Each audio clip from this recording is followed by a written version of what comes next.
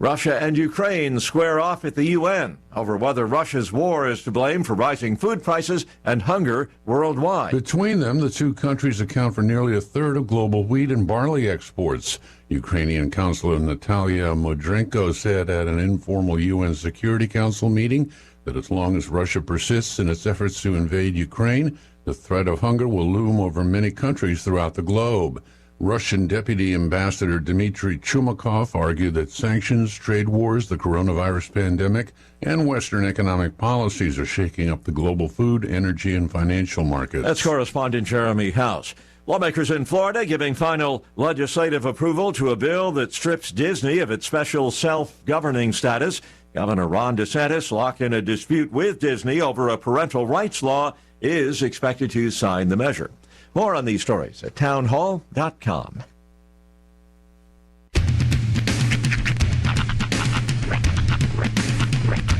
What in the wide world of sports is going on here?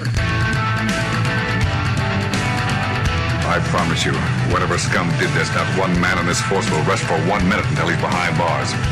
Now let's grab a bite to eat. Yeah, come on. I feel the hot wind on my shoulder and the touch of a world that is older. I hit the switch and check the number. I leave it on and then I slumber. I hear the rhythm ringing through it. Flamenco guitar and cumbia music. I hear the talking of the DJ. The travel listen, what does he say? I'm on a Mexican radio. I'm on a Mexican radio. Broadcasting live from high atop the J.P. White Building in downtown Roswell, New Mexico. It's Mornings with Mike Winters on 106.5 Roswell's Talk FM. Is that what I sound like when I talk? Now, here's your host, Mike Winters. And good morning, one and all. Welcome to Mornings with Mike Winters. I am he. That would be me, Mike Winters. Happy Friday, everybody. We finally made it. Yes, we did. It's finally Friday. And it smells different outside. It feels better outside. I feel it's been a rough week It has all been around, just for a everybody. rough couple weeks. I I mean, mean, we've had tragedy in this town. We've had, trying to power through, weather. every Just- holiday out there. It's just been a rough week, and I think we deserve a Friday. Yeah. A nice, good Friday. A nice Friday that's going to hit different. Yeah. Like, as soon as I woke up this morning, I was like, again, thinner walls, sure. Yeah. I could smell outside already. I could smell outside. I could smell the outside on the inside. On my, no, not on my inside, but on the inside of my domicile. Do you have a window open? I had, I guess technically open. It was like an AC unit that's just kind of blowing on fan mode. Oh, okay. So it's blowing air from outside. So it's blowing inside. outside, inside. Yeah. Ah. And yeah, it was nice. It was very pleasant. Well, enjoy it now, because the rest of the day is not so great weather-wise. Yeah. Yeah, it's not. The rest of the day is great. going to be a big bag of stink as far as weather goes. But the good Just news. let me have my moment. Well, here's the thing: we got to get through today's stink, and then there's going to be like little cooler temperatures. The weekend, it's going to be like in the 80s and 70s, and tomorrow might be a little breezy, but like Sunday, shoot, it's going to be nice. I just meant it smells like rain is all I meant. Well, we ain't getting none of that. Yeah, I know. Could have let me dream a little bit, Michael. I think your neighbor had a sprinkler on. That's what you were smelling. No, there's still, if you go outside right now, it still has a nice little bit of... There's a hint of humidity in there, because right now humidity's high. Yeah. It's 87% right now. Nice. That will change, but it is high right now. So, happy Friday. You know what? I'm changing it. I'm going to put a good taste in your mouth. Oh, are you? McDonald's. Happy McDonald's Friday. Yes. Big fine thank you to the folks at McDonald's for providing us delicious breakfast treats each and every Friday. Mm-hmm. I'm already halfway on board the gravy train. That's right. He's about... I'm one biscuit in. About 6 forkfuls deep into a biscuit and gravy. That's right. I respect McDonald's biscuit and gravy game because you got to bring a knife to the table. Are you still putting chili on there, or are you just going natural? Every now and again, it's just kind of an every now and again thing. when I really would feel naughty. But no, I mean, for the most part, I'm just kind of going straight because you can't really beat the original. It's like putting ketchup on top of their hash browns. It doesn't work. But if you can't, you can, but you shouldn't. But I don't know. I think green chili on a biscuit every once in a while. Mm-hmm. That's a little party for yourself. Oh, sure, every now and again, yeah. It's a good little, I've also New Mexico-ify your southern treat. You have to also remember, I've put my GI tract through a number of hurdles over the last, we'll call it calendar month. Kind of try to take it a little easier on my lower intestines, okay? Yeah, but I think I'll still throw a little Cholula on top of my eggs every now and again, but as now we're New Mexicans. I think your body would have withdrawals if you stop. If I cut out entirely, you're absolutely right. At some point you're going to do your body harm. You need to supply green chili. You're absolutely, but X amount of levels to keep that balance. Eventually, I am going to have to go to a doctor, and eventually that doctor is going to tell me that I can't eat hot things anymore, and so I'm going to have to do something about that. Now, I'm not saying today is that day. That's why God invented ice cream. Tomorrow ain't looking good for that day either. It's the weekend, folks. But yes, what I'm trying to tell you. Is if you're looking for a little twist, a little different in your McDonald's. Something a little... Add a little green chili. I dig it. They can, I'm telling you, the day that Sean and I just had a weird out-of-the-blue moment and said, we should put some green chili on an Egg McMuffin. That was a game changer because I was like, you don't mess with perfection. I love the Egg McMuffin. It's my one seed. It is the be-all, end-all of McDonald's breakfast sandwiches in my head. I put a dollop of green chili on that bad boy, and I was blown away. It was a whole new experience for me, and I enjoyed it. Go with me on this. What about green chili on a Sunday? I think if you do it right, a little bit of green at the bottom. Yeah. Soft serve, a little bit more green at the top, and I'm not sure if... I was sitting here thinking about sauces you could add to it to kind of maybe adjust to the savoriness of it. Would you go with chocolate or fruit? I was thinking more along the lines of like a sweet and sour. Oof. I don't know. I'm trying to think of something that would kind of kick it to the savory side. I'm sure it'll be good for some people. My problem is if your dessert doesn't have chocolate in it, I'm out. Okay, so maybe we do chocolate. So I don't... Because I'm just not sure how the chocolate would combine with the chili versus the vanilla with the chili. I've seen like spicy chocolates work before. So maybe we do like green chili at the bottom, a little soft serve, a dab more green chili at the top, and then some hot fudge. Yeah. I wonder, can you dry out the green chili and make it like a flake or a chip or something that would be you could. Make a crunch or something. Might be a better pairing with an ice cream. You're talking about like a crumble. Something that, yeah. Okay. Something along those lines. Because I think the wetness of green chili you get might not pair well with the ice cream. That's kind of what I'm wondering, though, is you dry it out a little bit or something. So your problem is the consistency. Yeah, it's like the seeds and everything. So then what if we did this? What if we blended up, let's say roasted some green chilies. Mm-hmm. Okay, so hatch green chilies, roasted them. And then put that into a blender, turn that into a paste. And then use that as like not frozen, puree or like syrup? A puree. Okay. Like a puree, and then we puree and put some at the bottom. Maybe. I wouldn't kick it out of bed yet. I'm a little apprehensive, but I would try. I'm just wondering because I like a little sweet with my heat. I'm curious how a hatch chili would pair with McDonald's. I think I'd have to try a green chili ice cream combo first to see if it even remotely works. It might work better in shake form than in sundae form. Okay. Now that I'm thinking about it with the puree, maybe that's a possible. That's possible. Comes in here, he's moving all the mics. Moving them out. Yes. No, I can actually see red chili going on ice cream before. Oh, he's going red green with chili. green. Because that's more of a Mexican thing. It's kind of a smoky, it's a smokier thing. So red could work. I think new Christmas shake. And the paste thing, too. You know what you should do? Okay, blend it with honey or whatever you were saying. I'm thinking caramel. I'm thinking red with caramel. Yeah. I'm thinking green with like your hot fudge. And that's your variation. So you got your red chili caramel, your green chili fudge. Here's what I think. And I would like that on chocolate. I think they would do chocolate though. I think you got to get a place that does like unique flavor milkshakes. Right. And we come up with a new flavor called sopapilla. And you incorporate some green chili and honey situation in there. Yeah. Dude. I like because I know a guy who does similar things. I'm wondering if there's any way we could do like a sopapilla shake. A sopapilla flavored certain type of product that I'm not going to talk about until they come onto the radio. I know the guy. I'm like, yeah, hey, Ben, how's it going? I'm like, Just say it. I love things like he listens too. different things being turned into flavors, like cappuccino flavor. They had a cappuccino flavor like potato chips at one point. The sweet flavored chips, that was always a weird thing for me. Like, did you ever try the pecan pie Pringles? No, heard of those. I haven't even heard of that. That doesn't sound good. They were not. Yeah. So sweet can work on a chip, but it has to be a chip like a Lay's, like an actual slice of potato. Yeah. The problem with the Pringle is the potato taste comes way too strongly through. And I think the problem is you should never pair nuts and potato. I don't know. I mean, there's certain sweet I don't flavors, think they belong together. certain sweet. They're too close in family, like to consistency and mouthfeel. A nut and a potato should not be joined in a marriage of a recipe. I'm just wondering if they did the pecan pie flavoring, because that wasn't bad. But it just the potato was way too strong. At one point, I was like just licking the chips and tossing them because I didn't want that. Yeah, Why just Pringle give up, flavor. throw them away, and get another bag of something else?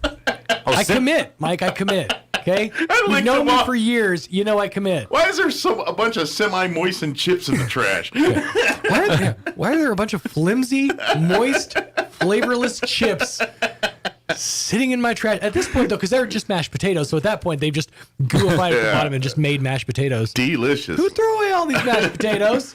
The whole point of this, go to McDonald's. That's right. Any of your 3 Don't waste your McDonald's. time on nasty Pringles. Go to McDonald's. Let them do it for you. Yeah, that's right. In all seriousness, download the app. Give that thing a little dance. You can join the rewards program, and next thing you know, you're earning free food before you know it. Yep. And they have exclusive deals that you can get only through the app.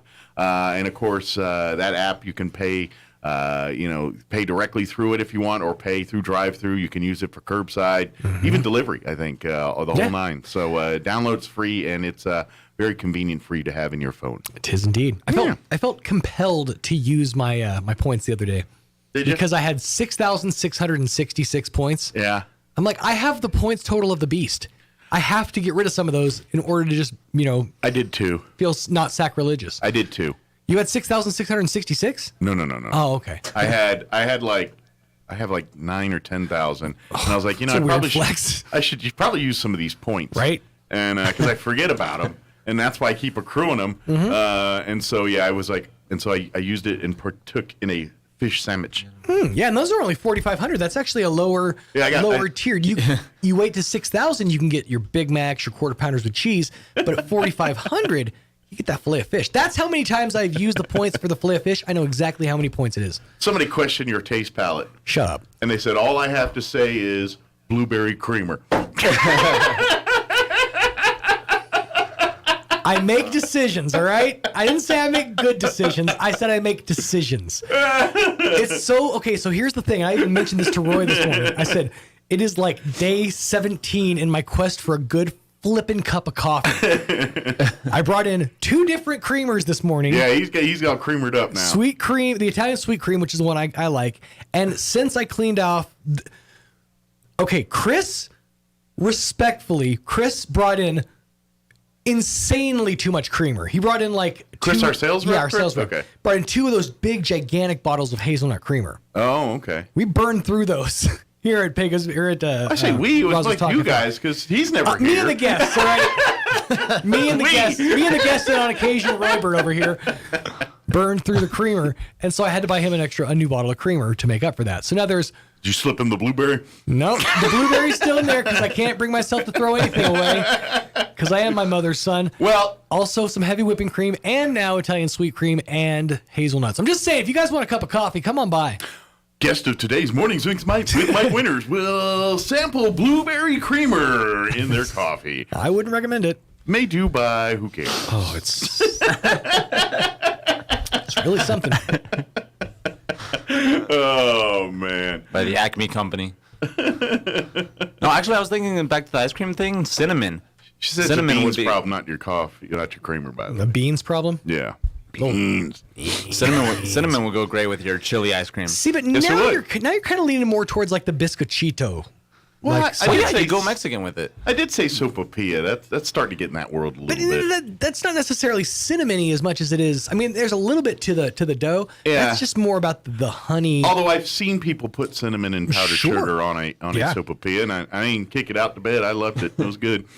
Dude, the best thing I ever did in my entire life. I mean, Mm-hmm. I've brought 2 children into this world, but I'm pretty sure the best thing I have ever done is combine honey and butter and put that on a sopapilla. Oh yeah, Dude, I'd never done that until like 3 years ago. yeah. And that was the greatest thing. I pointed over to Martine's because that's where it happened. That was the most, moment. That was, dude. I was like, this is the greatest thing I've ever had.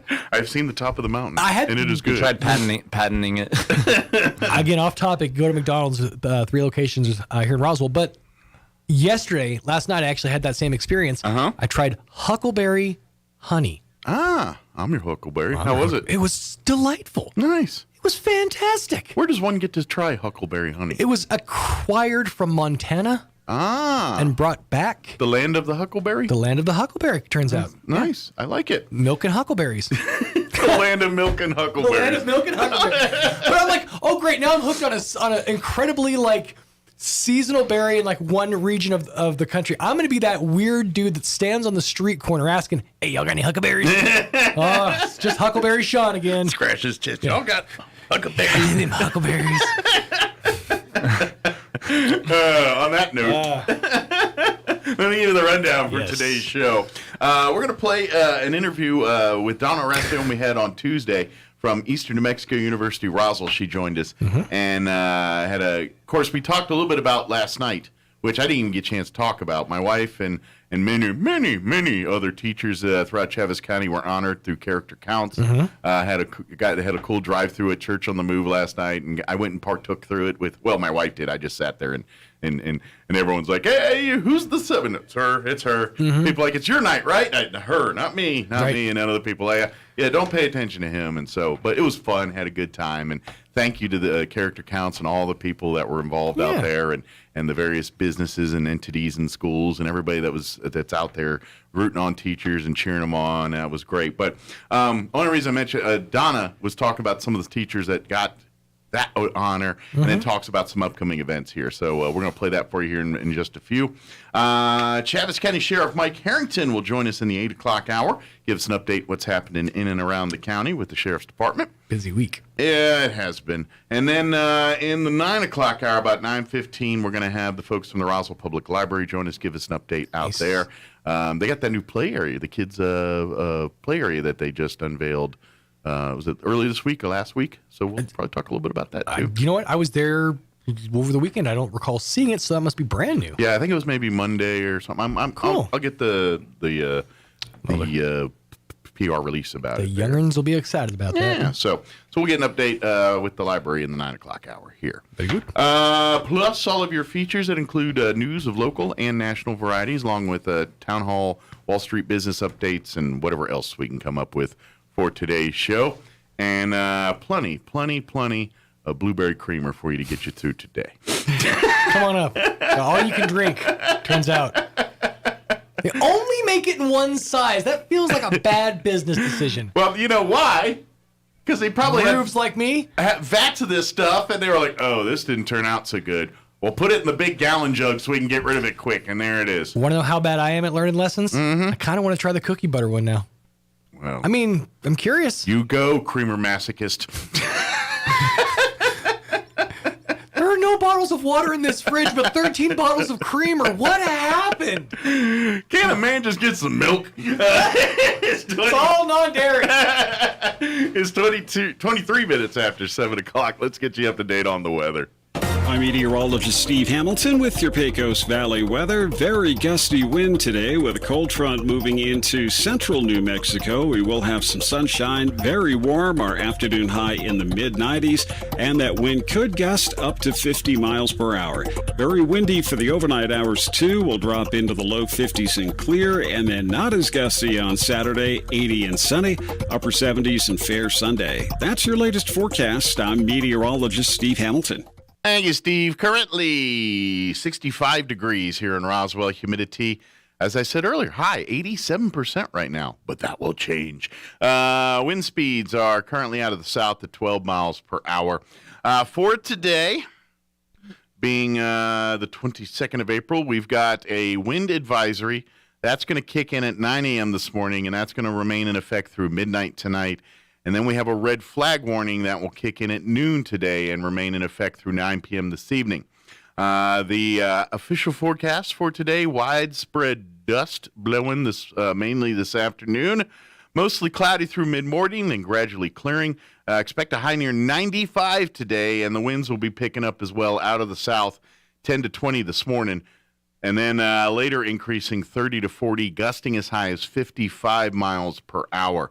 We got it pretty bad, but I'm hearing even worse numbers in other parts of the state. They're talking like 70, 80, which is those gusts. They're starting to approach. That's close to hurricane speed winds there. So they're talking like even some parts of the state, like if you're in an RV or a semi-truck that, this afternoon, you might want to stay off the highways because those are the kind of winds that are going to tip you over. But anyway, it's going to be bad here, but other areas of the state are getting it worse, believe it or not. Tonight, areas of blowing dust before midnight, mostly clear with an overnight low of 53. Winds will remain up out of the south, 30 to 40 miles per hour, gusting as high as 55 miles per hour. They will decrease down 15 to 25 after midnight tonight. And then for your weekend, cooler. These winds are bringing cooler temperatures for the next couple days. Sunny. Highs near 80 tomorrow. Still going to be a little breezy. Northwest winds 15 to 20. Matter of fact, they do have another fire weather watch issued for tomorrow from noon until 7 p.m. So still a little dry and breezy tomorrow. And then Saturday night, mostly clear. Overnight low of 45. West winds 15 to 20, decreasing down 5 to 10 after midnight. We'll be in the upper 70s. On Sunday. Looking at sunny skies, high of 78 with north winds 5 to 15 miles per hour. And then Monday, mostly sunny, 71. Yeah, we're going to be 71 on Monday, 76 on Tuesday, and then Wednesday we're back in the upper 80s and then in the 90s by Thursday. But shoot, Monday, 71. Dang, that's almost in the 60s. I like the changes. Nice. No big. So, but anyway, batten down the hatches for today. All right, it is 7:26. We're going to take a 2-minute commercial break, and then we're going to play our interview we had on Tuesday with Donna Aracion from Eastern New Mexico University, Roswell. We talked a little bit about last night's character count event. They had some teachers from ENMUR get recognized, as well as many others. I'll try to talk a little bit about that later on in the show here. It was a good time. But talk about that and then talk about other upcoming events. They've got Senior Day coming up for high school seniors. I believe that's next week. Happening at ENMUR, a couple other events. We talk about that. So we're going to play that for you next. Don't go away. The weather is heating up. Time for new beginnings and time to get a new vehicle for you and your family. Richland Chevy Buick GMC and Richland Dodge Chrysler Jeep Ram both have amazing spring deals on both new and pre-owned vehicles. You'll find a huge inventory of certified pre-owned vehicles. Or better yet, customize your new vehicle. Order it today and build the vehicle of your dreams. Right now, Richland is offering top dollar for your trade. And with the Richland Brand Champion Program, you can ride with confidence knowing you are taken care of long after the sale. Ride for the brand that rides for you. Richland, where service is always job one. Mays Lumber has all the hard-to-find hardwood you've been looking for. Oak, cherry, walnut, poplar, and maple. Plus, hard-to-find exotic woods like purple heart, zebra wood, ambrosia maple, black limba, and bloodwood. Perfect for that one-of-a-kind gift piece or table. Get ready with Formica and Wilson Art countertops in 12-footer custom length with installation available. Make it happen at Mays Lumber, 115 South Virginia in Roswell, serving southeastern New Mexico and beyond since 1934.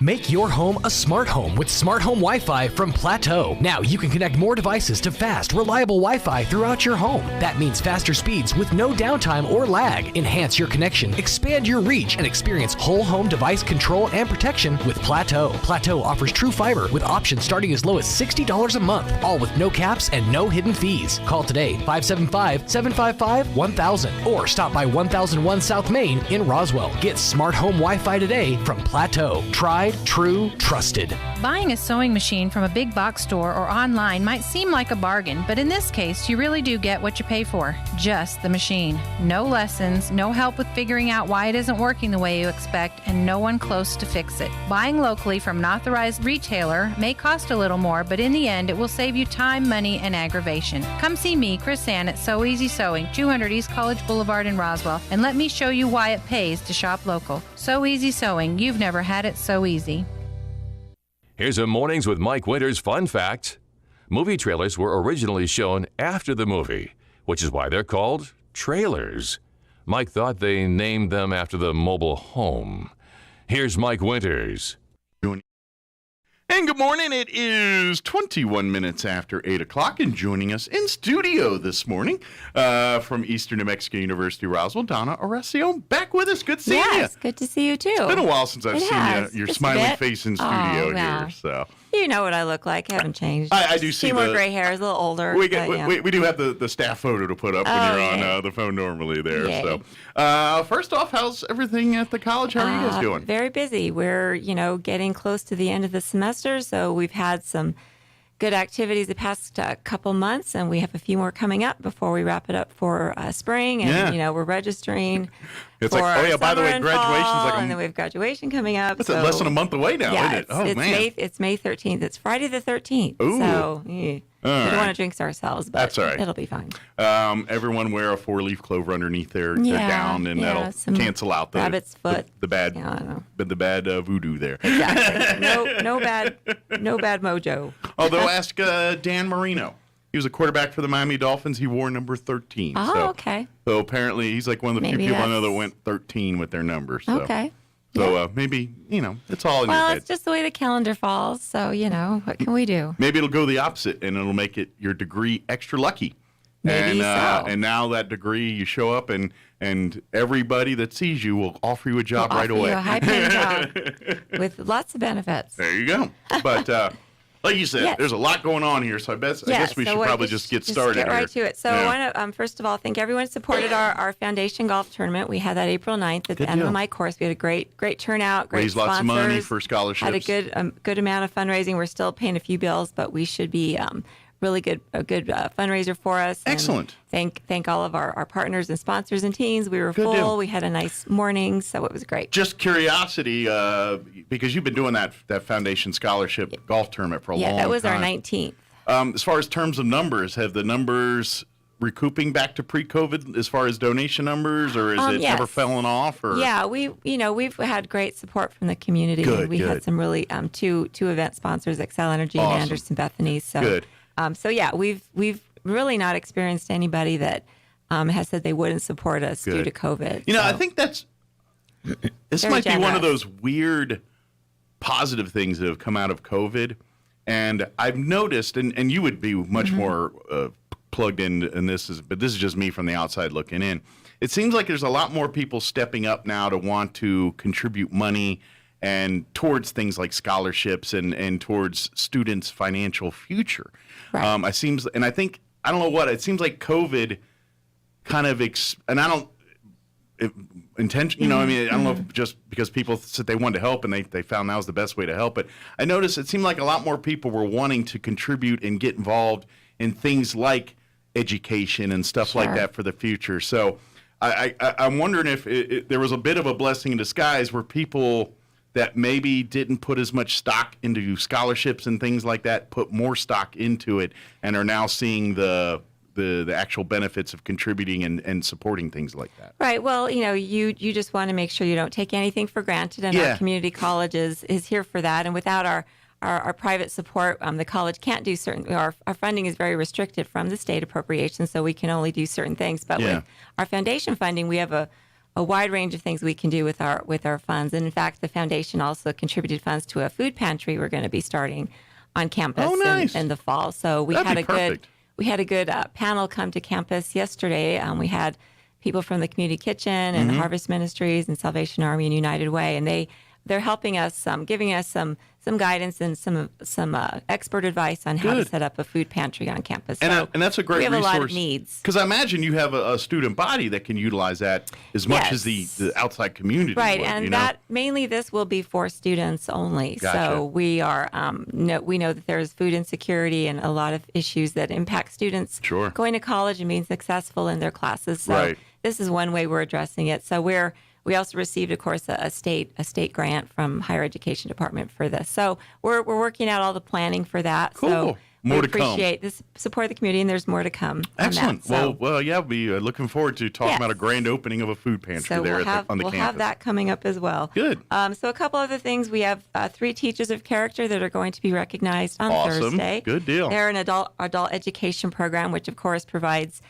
training in ESL and basic skills, and then they also provide testing for the HiSET or the GED exam. So that's a cool thing if you've ever been a part of the Teachers of Character ceremony where teachers from all over the region. All over the county. Really Chaves County, I should say region, Chaves County, are honored. And it's a great night because you get all these elementary, middle, and high school teachers. And like you said, you get the college, private schools. It's really, if you're an educator in Chaves County, regardless of who you're an educator for, they give this ability for the public to recognize and honor these folks. And that's the other part.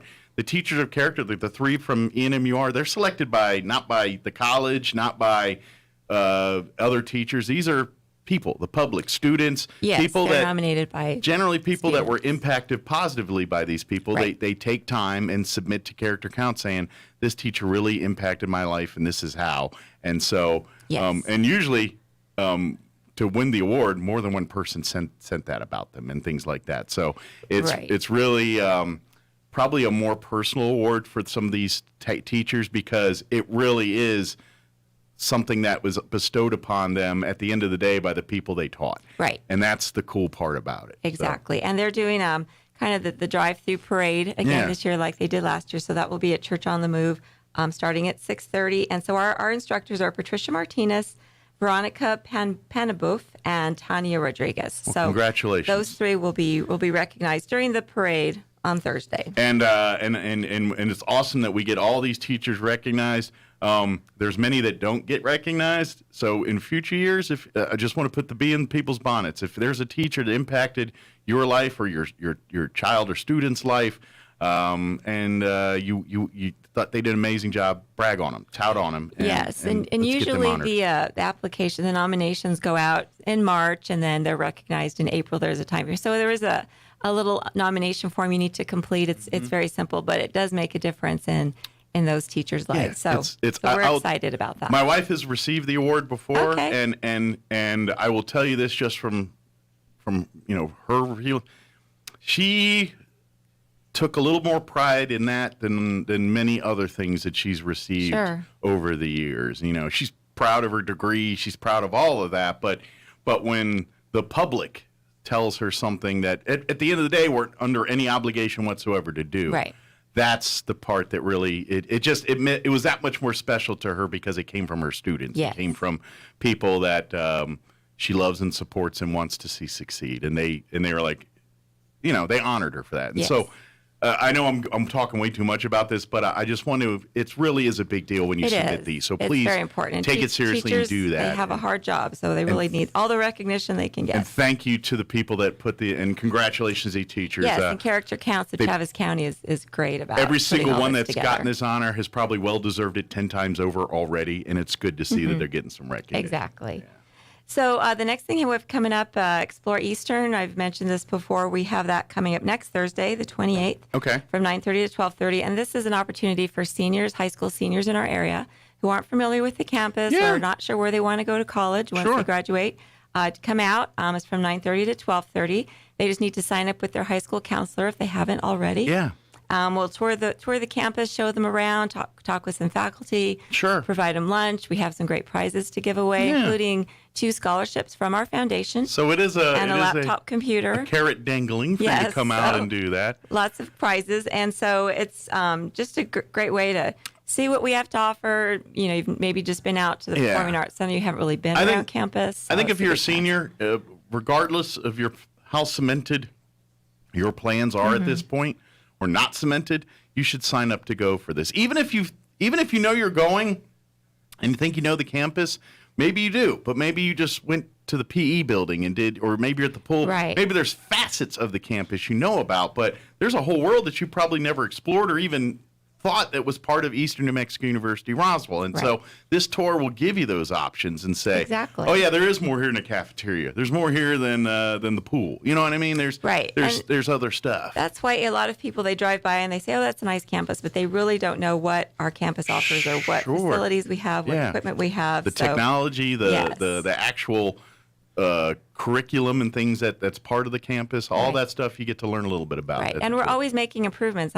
I mentioned before we went on the air that we did open our Automotive and Welding Technology Center, which we had received GeoBond funding for. Yeah. So it's still going to be equipped. We have all construction done, the renovation done. Gotcha. Now you're putting the bows. So they're actually putting in all the equipment now. So we're at the point where they'll be full-time back in there. Yes. Is it now or pretty quick? Well, the welding students are still in a temporary shop in our campus. So basically the new semester of students will start there. So they'll be moving in over the summer, and they'll be starting there in the fall. So, awesome. So again, that's just a new renovation that we've had going on during COVID in August, and we appreciate the support of voters who voted for GeoBond funding for that to get that done. And don't worry, the partnerships with the business communities that that have stepped up their game to make sure we don't miss a beat during this time of rebuild. They're going to be involved. We don't need them to do as much, but they're still heavily involved in all of that stuff. Yes, we appreciate our community partners. And big thank you to Crumlin for housing and providing a place for these students to continue to learn while the facilities were being redone and remodeled. Right. So we were great. We had a great turnout, and again, thank our legislators that came, our city leaders. So and this is we why had a wonderful. This is why we tell you to vote yes on those bond C's and D's and B's. We won't mention that yet, but we do have another one coming up in November. But we'll get to that. We'll get to that one in the summer or something. We'll get to that again later. Another great thing we have coming up is we're getting a KENW TV studio on our campus. Oh, the in partnership PBS station. With PBS.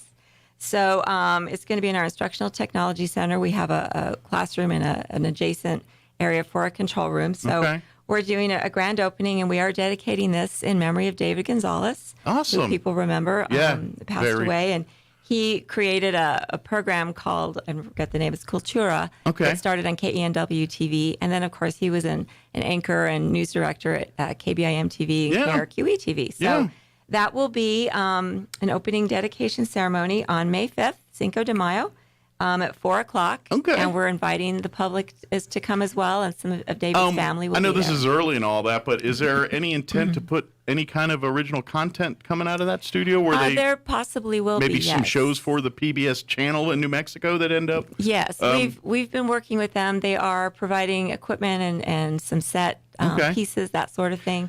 And what we're going to be doing on the 5th is we're having students from KENW in Portales come down. They have a newscast from 5 to 5:30. So they're going to come in. So they're going to come and do their newscast from our studio. Cool. They'll break in the studio for everybody here. Cool. So they'll have their little on-air flashing light outside the door for the first time. So that will be kind of a kickoff to have, and that will be used for many different things. If people want to use it for interviews, again, for broadcasting, and then that's awesome. Our media arts students will be using it as well. So I think really there's a lot excited. of potential to expand into a lot. Not related, but sort of related. I've been watching Julia on HBO Max. If y'all, I've heard of it. It's about Julia Childs. Right. Yes. And so when I think this, I'm thinking, who never knows? Maybe the next Julia Child. You never know. Well, get their chops in that studio over there. And by the way, it's an amazing story of the Julia Child story. I've listened to some interviews with the actress that plays Julia. Yeah, Child, it's a good show. Yeah. I think they're about 5 episodes in now, and I've been staying caught up. And even though it's not my normal cup of tea, I'm really kind of digging it. So I'm sure she's very, very interesting background. But you never know. Maybe and who knows? Maybe you all see it and get inspired. We have some maybe talent. that studio and that will be soon joining the fold here at the college. Right. That might be your ticket to being that next Bob Ross or Julia Child or Masterpiece Theater out there. So very cool. And I love PBS programming, so I think it's great. The next thing we have coming up, we are doing another Scrubs camp. In June, and that's a little ways away, but it will be June 9th, just to let students know, and that's open to 10th grade students also through 12th grade. Excellent. And if you the earlier you sign up, the better on this one because it's a pretty popular camp. Is the second or third? It will be our second. Second we COVID had kinda, it planned in 2020, but we had to cancel COVID. it. So but it was very popular. It's basically kind of like learning all the facets of healthcare that's available through ENMU Roswell. Right. You get to learn more about the EMS side, the nursing and all that, but they kind of incorporate the camp into how they all connect, if that makes sense. Where they run scenarios and how, the first responders interact with the people that come in with nursing. So it's almost like they learn the whole process of emergency services or medical services there. So that will be June 9th. It's a Thursday. We're just doing the one day this year. It's from 8:30 to 4:30. It's $10 a student. Okay. And that includes a T-shirt, breakfast, and lunch for the day. So again, if they're interested in any kind of health career, this is kind of a great introduction. Or if you're kind of deciding where you want to go in healthcare, maybe it's EMS, maybe it's doctor nursing, or maybe it's X-rays or phlebotomy. I always get this one. Phlebotomy. Take shots, draw blood. Whatever it is, this will give you a better insight on whether there's something you want to do. So it's emergency medical services, nursing, occupational therapy, respiratory therapy, medical assisting, nursing assisting, phlebotomy, and pharmacy technician. Yeah, absolutely. So we'll be getting more. We have a website we've set up for that, and we're getting the information out. So we're not taking applications just yet, but pretty soon for registration. We're also going to be doing an art event on campus. We're still working out the details, but we have a brand new sculpture called Reaching for the Stars that was at NMMI right on the corner. So they've donated that to our campus. So we've been working on installing it. Now we put some landscaping around it, some shrubbery. And make it a nice place to hang out. So it's a nice kind of central focal point for the campus. So we're going to be showcasing and showing that off to the public, in addition to some artwork that people may not realize we have on our campus. We have a large Peter Hurd. We have Dorothy Peterson. Oh, wow. Peter Rogers. So a lot of nice, really exclusive fine art that's on our campus, and we'll be getting information about. We want to open that up and make sure people know what we have and appreciate what we have on campus. And then if you're looking for more quiet places to sit down and really read, study, or whatever, these are probably another good couple places on the campus. Because anytime you put things like that, people just tend to be quieter and somber around those places. Right. We don't want them climbing it, though. Yeah. So that could be dangerous. So now you got a spot where you can sit down and get in the corner and get your book or read. Colleges need a lot of places like that. Yes. You can kind of sit and do your thing. We do. Yeah. We do. And so one other thing we have come, again, it's a little further out, but it's in July. We're doing Kids College again from July 25th through 29th. And these are for the younger kids, depending on the program between 4 and 7, 8 and 12 ages, 5 and 8. So a lot of these are surrounding Legos. So we have Lego. We have Lego Science and Technology, Life Skills, Lego Mania, Lego Expert, Lego Designer, and then we also have a Survival Tactics class. Okay. And these are all from July 25 through 29. Okay. So the costs vary, generally around $30 a student. Okay. So, and what's the gear age? Like elementary age or younger? 4 to 7 is the youngest. Okay. So really probably preschool to kindergarten maybe. Age 13. First grade. Okay, so maybe like depending on the third on down maybe. Yeah, it's hard I don't for know. me to know. Yeah, that, my was a grade teacher. I still don't. I'm not a teacher, so I don't know the ages. But, so again, we just want to make sure that people know we do provide programming for younger kids so that they can get exposure to college life and to some courses and things that they may not get exposed to during the regular class. Well, class year. the more I don't care what when you have a child that's toddler and pre-K, that age, the more you throw at them and to see what sticks, the better. Them to different skills. And a lot of these, you think, playing with Legos, but they really learn to enact, creativity and engineering, eye-hand coordination, problem solving, critical thinking. Legos all of that is incorporated with. And these are Lego sets that you can't buy in the stores. These are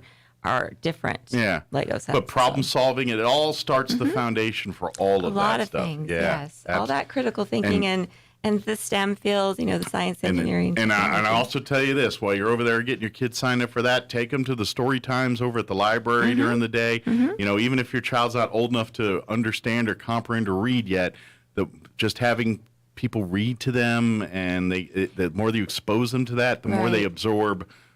I don't know, through osmosis, just being in the room and absorbing it, and there's so many tests done that those kids do better on school. I mean, all the numbers go way up. The good numbers go way up when you do stuff like that. Right, and especially over the summer, you don't want to have any setbacks or just regression. kind of regression when you're just sitting in front of a screen all day long. You're not really doing it. You're just absorbing something. You go to work all week, and then you veg all week, and then Monday you're kind of groggy, and it takes you a minute to get going again. Imagine doing that for 2.5 months and then get going again. Right. Yeah, so we need to keep those stimulations going on. So, of course, we do have graduation coming up May 13th, as I mentioned, and our speaker will be Antoinette Gibson. She is an occupational therapy assistant graduate.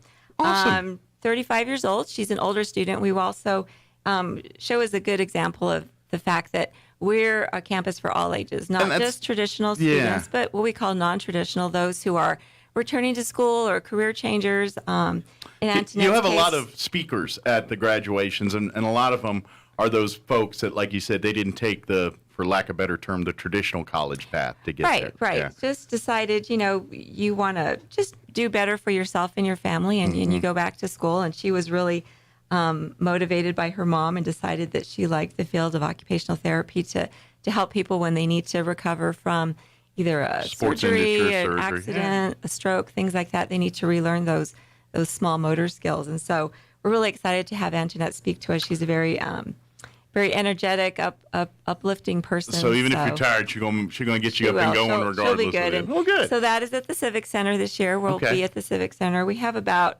over 200 students that are graduating, but not all of them walk. Gotcha. Some of them just decide So I'm guessing not so the students that are going out there, they've got so many tickets they can give away. So we're doing tickets, but we'll make sure that we can fit a lot of people in. Sounds like anybody that wants to go, we'll find a way to get them in there as best as humanly possible. Right, and that'll be our 77th commencement, so we're looking forward to that. Time just flies. Doesn't look that old. No, it doesn't look that old. Still looks good for 77. Thinking in their 40s, still looks like they're in their 40s. Right. But, of course, if you have any questions about anything we talked about, of course, if you want to sign up for summer, can they sign up for fall yet or just summer? Yes, fall as well. Fall or we're summer. registering for summer and fall, so you can talk with an advisor now and make an appointment, just walk in. They're taking walk-ins as well. Sure. And, of course, you can go anytime to the website, roswell.enmu.edu. Exactly. And if you're a student or if you're not a student and potential thinking about it, I invite you to get on your social medias. And like Eastern New Mexico University Roswell, they have several different Facebook pages. But I know one of them, like Dr. Powell uses that as kind of his fireside chats for the students. Anytime there's special programs or any little videos or anything about services or things through the college, try and provide that. That's kind of the conduit for all that. It's and we do post things on Instagram as well, mainly Facebook at the moment. But we're also moving into some TikTok videos. We have some new recruiters who've been working on some TikTok videos for us. So, as these experts get younger, they're going to be more proficient in the various social media. They're more proficient than I am in those. So we're trying to again reach as many different people as we can through as many different platforms. I'm well versed on Facebook. I can dabble around on Twitter, and past that, I'm in trouble. So I know of Snapchat. I know of TikTok. I don't know how to work any of those. Yeah, so. well, it's just sign of the times. And it is. It is. We'll see what the next thing is. I get less and less hair and more stuff comes out. So that's how it works. All right. Okay, TMI.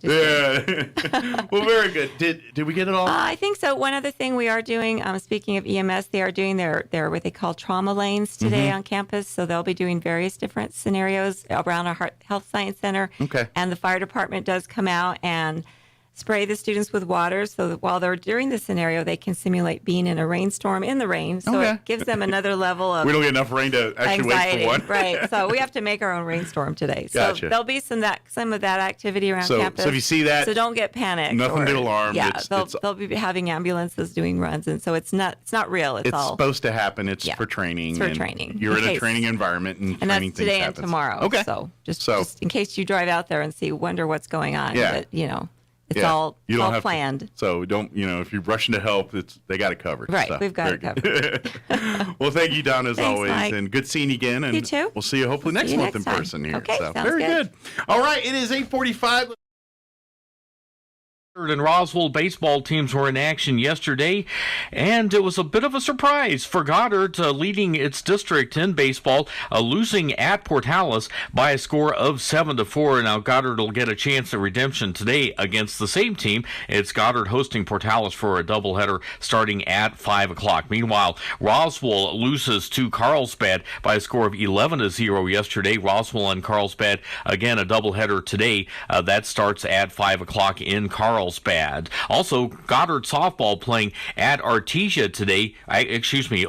Tomorrow. That's a doubleheader that starts at 11 a.m. And today you've got Roswell softball in action at home against Hobbs. These two teams played earlier this week. Pretty close games. Roswell lost them both. They'll try to get back at the Eagles today, starting at 5. Sports Report brought to you by DSI. Call DSI for all your office technology needs. I'm Eric Butler at Roswell's Talk FM 106.5. Now for a Pecos Valley news update. I'm Jared Cirillo. An arrest warrant is now out for a teenager wanted in connection with the killing of 2 other teenagers last weekend in Roswell. A statement from RPD says 15-year-old Javen Montoya is currently on the run. He's charged with 2 counts of murder, armed robbery, conspiracy, and unlawful carrying of a deadly weapon. Anyone who knows the whereabouts of 15-year-old Javen Montoya is strongly urged to call Roswell Police. That number is 575-624-6770. And police, by the way, are also looking for a second person in 14-year-old Carlos Gallegos. Javen Montoya's mother, Jessica Montoya, was arrested Wednesday in connection to the case. She's charged with tampering with evidence, conspiracy, and contributing to the delinquency of a minor. Other news, Artesia General Hospital is said to be seeking new space for an expansion of its behavioral health services. AGH CEO Dr. Joe P. Salgado told the Current Argus that space once occupied by the DeVita Kidney Dialysis Center on the hospital's west side would be the new location for behavioral health services. You're up to date. I'm Jared Cirillo. There are actually 2 big stories today. Good news for Elon Musk and more bad news for video streaming. I'm Kim Commando, brought to you by CarShield. Protect your car from expensive repairs. Visit carshield.com/Kim and save 10%. Deductible may apply. First, the good news. Elon Musk has letters of commitment guaranteeing his $43 billion offer to buy Twitter. That's a staggering 40% increase in stock value from the day before Musk announced his intention to buy the entire company. Why is Twitter's board of directors not giving him an answer? And now, the bad news. After only 3 weeks and an expenditure of more than $100 million for equipment and salaries for big stars, former Fox News host Chris Wallace and NPR's Orly Cornish, CNN Plus streaming service is shutting down. And yes, speaking of streaming, the value of Netflix has plummeted by $50 billion in just 3 days, and big investors are dumping the stock and taking major losses. How'd you like to explain that one? As a small business owner juggling 100 balls in the air at once, there's just no time to interview candidates who aren't qualified for the job. And that's where LinkedIn Jobs comes in. LinkedIn Jobs makes it easier and faster than ever for you to find the people who you want to interview, and for free. Create a free job post in minutes to reach your network and beyond to the world's largest professional network of over 770 million people. Then add your job and the purple hashtag hiring frame to your LinkedIn profile to spread the word that you're hiring. Simple tools like screening questions make it easy to focus on candidates with the right skills and experience so you can quickly prioritize who you'd like to interview and hire. LinkedIn Jobs helps you find the candidates worth interviewing faster. Every week, nearly 40 million job seekers visit LinkedIn. You can post your job for free at linkedin.com/Kim. That's linkedin.com/Kim to post your job for free. Terms and conditions apply. That's linkedin.com/Kim. With the Wall Street Business Report, I'm Bill Alexander. Applications for unemployment benefits went down last week as the total number of Americans collecting aid fell to its lowest level in more than 50 years. Jobless claims fell by 2,000 to 184,000 last week. That's according to the Department of Labor. 2 years after the coronavirus pandemic plunged the economy into a brief but devastating recession, American workers are enjoying extraordinary job security. U.S. airlines say they have hit a turning point after a bad first quarter. They expect to be profitable as Americans return to travel in the biggest numbers since the start of the pandemic. American Airlines is the latest carrier to give a positive outlook for the rest of 2022. American said Thursday that although it lost $1.64 billion in the first quarter, sales hit a record in March, and the company expects to earn a profit in the second quarter. For the Wall Street Business Report, I'm Bill Alexander in Washington.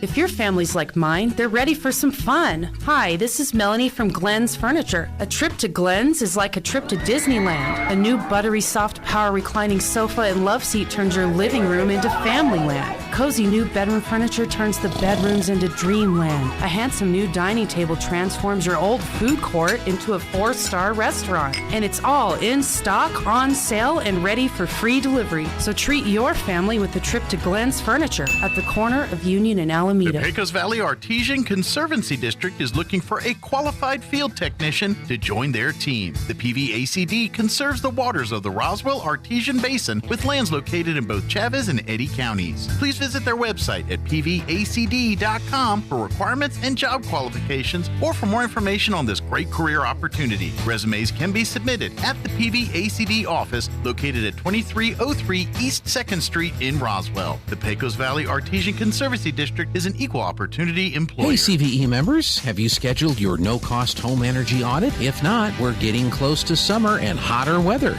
It's time to sign up. Call 575-746-3571 to get your name on the list for a free home energy audit. Weather stripping, new door sweeps, minor repairs, and much more. Start saving money and keep that purchased air in your home. Central Valley Electric Cooperative is happy to partner with Green Metal Energy for this valuable audit. Again, 575-746-3571. Your home for Armed American Radio is 106.5 FM, KEND Roswell. News this hour from townhall.com. I'm Rich Thomason. The mayor of the besieged Ukrainian city of Mariupol is accusing the Russians of trying to hide military crimes, of slaughter of civilians, by burying the bodies in mass graves near Mariupol, and satellite images seem to back up the mayor's allegations. The images appear to show 4 freshly dug trenches on the edge of the village of Manhush. Each is almost 300 feet long. The city council has already claimed the Russians buried civilians at the same location. They said dump lorries had been used to bring the bodies. It provided its own aerial image of the site, claiming it was already twice as large as the nearby cemetery. Mariupol's mayor, Vadim Boychenko, said tens of thousands of civilians may have died in the fighting. That's the BBC's Joe Inwood reporting. Firefighters battling a half-dozen wildfires across the southwest, bracing for a return of ferocious winds. More than 500 firefighters manning the lines in Arizona and New Mexico, and there is more help on the way. One of the biggest, most dangerous fires is burning near Flagstaff. President Biden in Seattle today. He is wrapping up a 2-day visit to the West Coast. White House correspondent Greg Clugston is there. The president will commemorate Earth Day here in the Emerald City. His visit will outline steps his administration supports in confronting the threat of wildfires. He also will be joined by the governor and Washington members of Congress to discuss ways to lower the price of prescription drugs. The events will cap the president's first trip to the Pacific Northwest since taking office. Greg Clugston, Seattle. Vice President Kamala Harris losing yet another staffer, and this time it's a key member of her team. Harris's chief of staff is leaving. On Wall Street, the Dow down 353 points, the Nasdaq Composite Index off 10, the S&P down 32. More on these stories at townhall.com.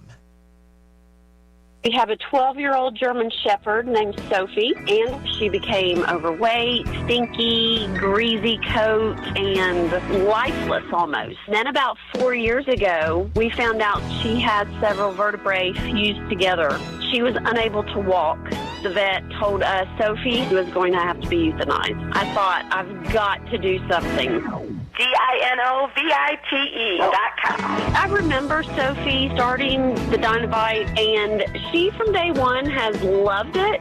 She is no longer stinky. She is full of life. Dynavite healed Sophie. Dynavite is nutrition. I truly recommend that people not wait until the vet recommends euthanasia. You have to get them on Dynavite right away while they're healthy. Dynavite for life.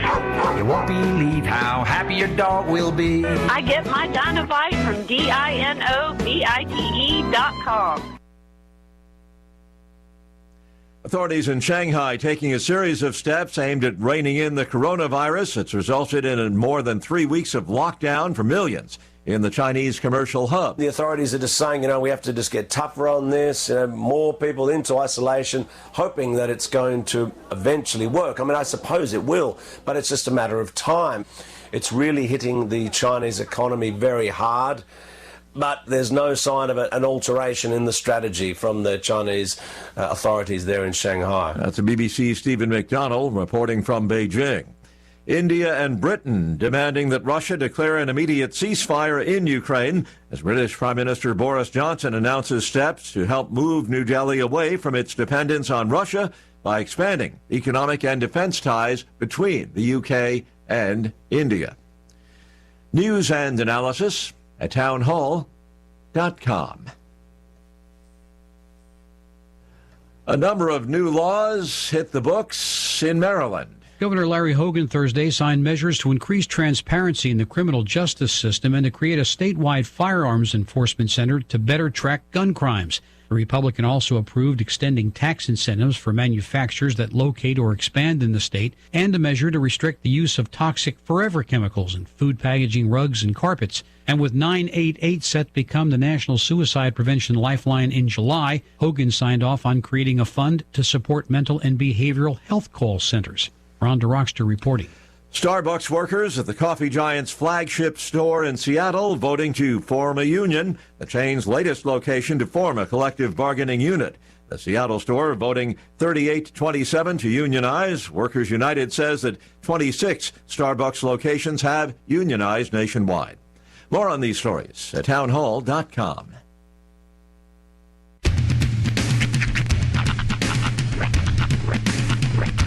What in the wide world of sports is going on here? I promise you, whatever scum did this, not one man in this force will rest for 1 minute until he's behind bars. Now let's grab a bite to eat. Yeah, come on. I feel the hot wind on my shoulder and the touch of a world that is older. I hit the switch and check the number. I leave it on and then I slumber. I hear the rhythm ringing through it. Flamenco guitar and cumbia music. I hear the talking of the DJ. The devil said, what does he say? I'm on a Mexican radio. I'm on a Mexican radio. Broadcasting live from high atop the J.P. White Building in downtown Roswell, New Mexico. It's Mornings with Mike Winters on 106.5 Roswell's Talk FM. Is that what I sound like when I talk? Now, here's your host, Mike Winters. And good morning. It is 6 minutes after 8 o'clock. Welcome to hour number 2. The Deuce. Of Mornings with Mike Winters, right here on 106.5 Roswell's Talk FM. Happy Friday. Yes. Happy McDonald's Friday here in the Roswell Talk FM studios. I haven't not known a McDonald's Friday in over 3 years now. That's right. And I got it even longer. That's right. Since 2015, we've been having McDonald's Fridays here in the studio. And we love it. Always more delightful. So big thank you to them for sponsoring the show every Friday. I always want to remind you guys to visit any of your 3 locations here in Roswell. Yep. Or if you're down there in Artesia or Carlsbad, swing on by the McDonald's near you there. What the heck? If you're up in, say, Santa Rosa. There you go. Yeah, visit the McDonald's up there too. Yeah, download the app. And you can use it. You can use it to get a lot of advantages. They get the points. You get on the rewards thing where you get free food. They usually have exclusive app deals that you can get only through the app, and you can't order in the store or anywhere else. And sometimes it's some secret cool stuff too. Spicy nuggets are bad. They are. on the app. You can get them right now. Yes, you can. I actually, and you know how I found out their spicy nuggets are back? I found out by accident. Really? Yeah, it was either late, I think it was either early this week or late last week. I don't remember which. I had McDonald's for lunch, and I ordered nuggets, and I got spicy nuggets by accident. Oh, so he accidentally gave you the good I wasn't stuff. disappointed because I was like, these are spicy nuggets. Right. And because I was like, these look different, because they got a different look to them, and they're a little bit, got a reddish tinge to them, the spicy nugs. Yeah. And so I was like, these look like the spice, and then I started eating. These are the spicy nugs. And I will say this, McDonald's, bring back the mighty hot sauce. yeah, I went with, I paired with hot mustard. And that's not a bad choice with the Well, and that's spicy what nug. threw me off. I'm like, is the hot coming from the mustard? Is this like an extra hot mustardy? a little extra heat. And then I dawned on me after the second nugget, I was like, nope, it's definitely a spicy nug. And so I was like, oh, spicy nugs are back. And then sure, I looked the next day, because that's what I do. And then, spicy nugs all over. It wasn't an accident. No, it what really happened was. was they said, you know what? Oh. We know that our nugget consumers, they really miss the spicy nuggets. So what we're going to do is for one day, we're going to slip everybody a little spice. Yeah. Slip you some spice just to see if you're like, wait, could it be? And then we'll release the news the next day. So it was actually in the words of one Bob Ross, a happy accident. Happy accident. So big thank you to McDonald's. You too can have your own spicy McNugget experience right now. Swing on by any McDonald's here. They got you covered. Download the app, utilize it. It will be your friend. That's right. Especially you got family with a lot of kids and everything, and then you got those busy nights. You just order through the app, and then actually, if you do it a couple times, now you got free Happy Meals, and next thing you know, you're feeding the kids for free while you're, getting what you want. Believe right now, I'm pretty sure it hasn't expired yet. I have to go check. They have a 29-cent double cheeseburger or 6-piece nuggets when you buy one at menu price. Oh, wow. And also a 29-cent quarter pounder with cheese, Big Mac, or filet of fish when you buy one at menu price. Oh, nice. Those are some of the app deals? Yeah. Well, see, if you download it, you too can participate in those. That's right. So, big thank you to McDonald's. Come on by. I know you're hungry now. We just talked. We're just holding spicy nugs. You're hungry. Go swing by. They got you covered. Sheriff Mike Harrington going to join us this hour. He'll be here in just a bit, so we'll get update on what's going on over at the Sheriff's Department there. And I imagine Charles Eastless, under Sheriff, joins them. Usually does. So we'll have that conversation here in just a little bit. There you go. There was something I was going to say, and I just spaced out on it altogether. Oh, well, I did want to talk a little more about last night. I didn't get a chance to talk much about that this morning. So last night, my wife was one of the teachers. Yes. She was nominated by one of her students from last year. Very nice. Because they give you the...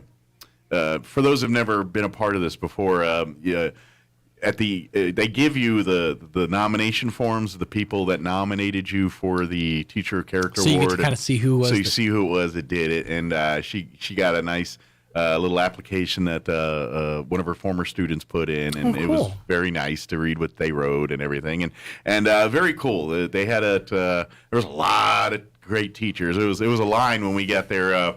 So as a church on the move, we got there about 6:45 or so, and the line was we got in line not quite to where Sunset and Brasher meet, but just right there. Okay, we got in the line there, and then went through. But it goes quick. So Sure. I think we got there about 6:45. We were almost home by about 7:30. So so it was.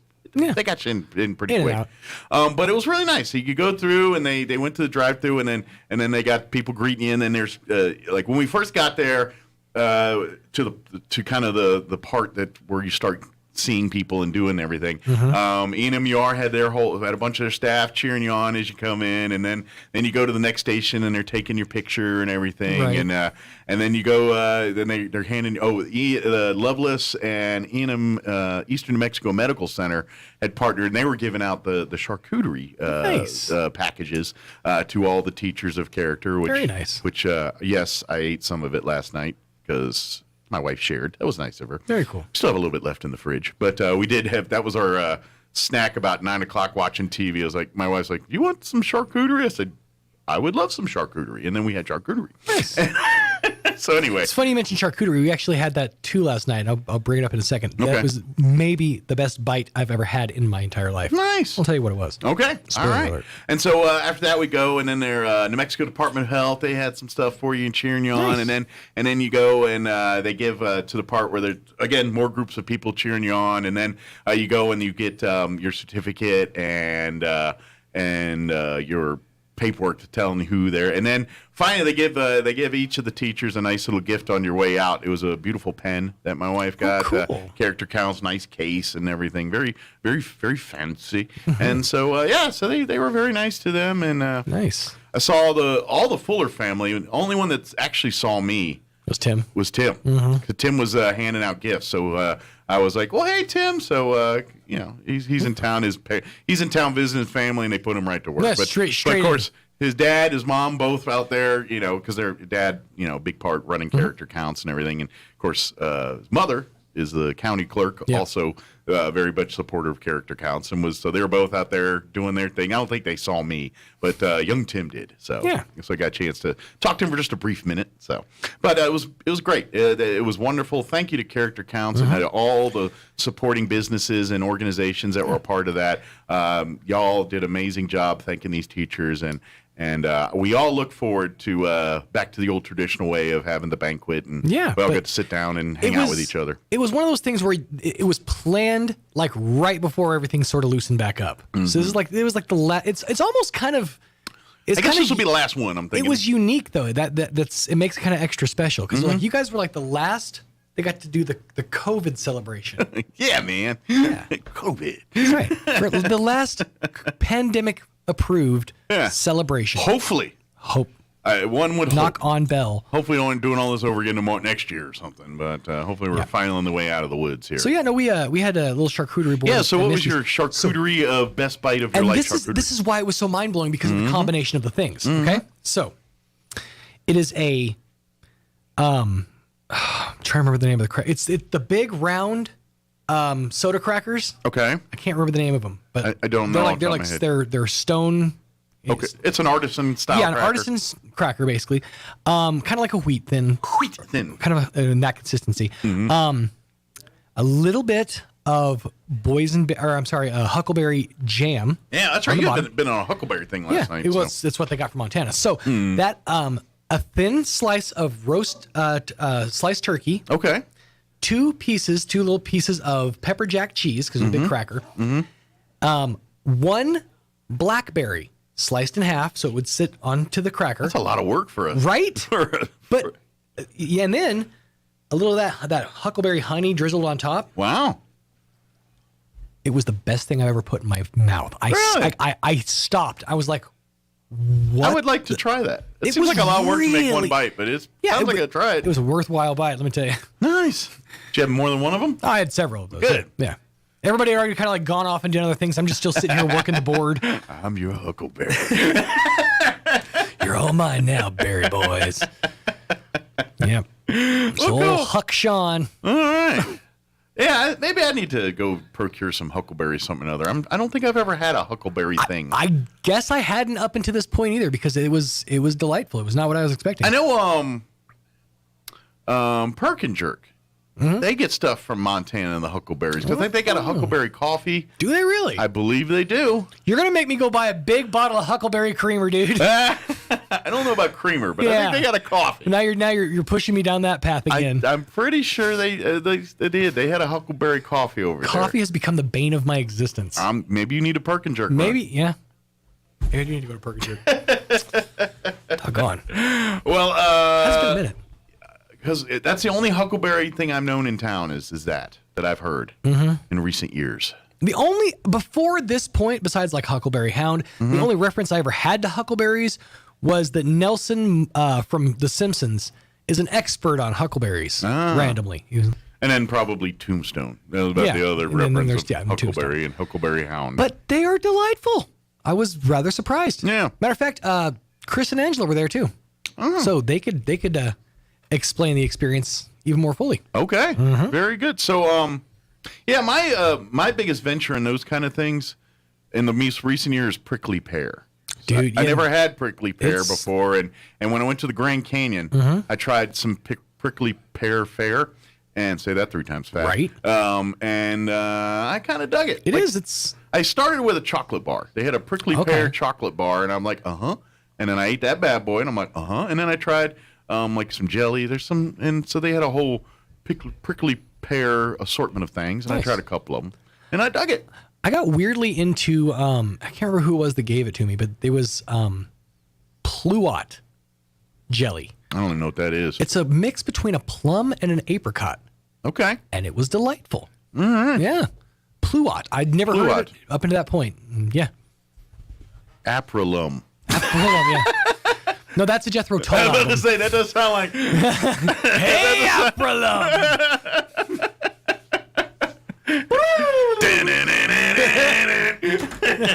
I really like jelly. Jam it into my face. All right, it is 8:18. I think our sheriff's here. I think so. Let's go ahead and get you up to date on the weather. I'm meteorologist Steve Hamilton with your Pecos Valley weather. Very gusty wind today with a cold front moving into central New Mexico. We will have some sunshine, very warm, our afternoon high in the mid-90s, and that wind could gust up to 50 miles per hour. Very windy for the overnight hours too. We'll drop into the low 50s and clear, and then not as gusty on Saturday, 80 and sunny, upper 70s and fair Sunday. That's your latest forecast. I'm meteorologist Steve Hamilton. Thank you, Steve. Currently 67 degrees here in Roswell. Humidity is at 81%. Winds currently out of the south, 14 miles per hour. We have today, even though humidity's up and it seems kind of nice right now, it's going to get worse today. In fact, later this morning, beginning at 9 a.m., we'll have a wind advisory kick in. That'll remain in effect through midnight tonight.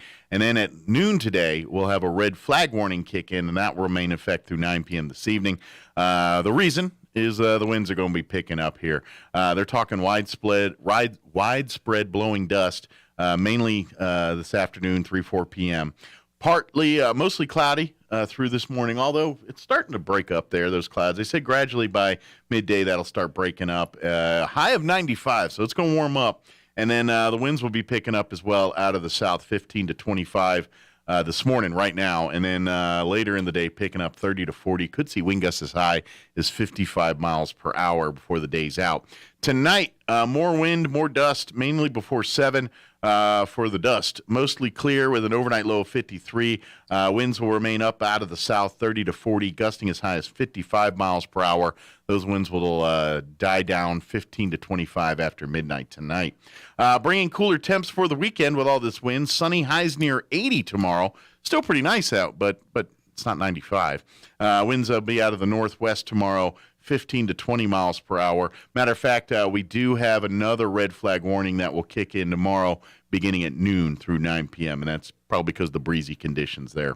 And then Saturday night, mostly clear with an overnight low of 45, west winds 15 to 20, dropping down 5 to 15 miles per hour after midnight. And then Sunday, mostly sunny, high of 78, north winds 5 to 15, and then we're going to be sitting in the 70s, 71 on Monday, 76 Tuesday, and then we're back into the upper 80s and 90s by Wednesday and Thursday of next week. At least that's what they're saying right now. By the way, remember when I said yesterday, look at Tuesday, a chance of rain? That isn't there now.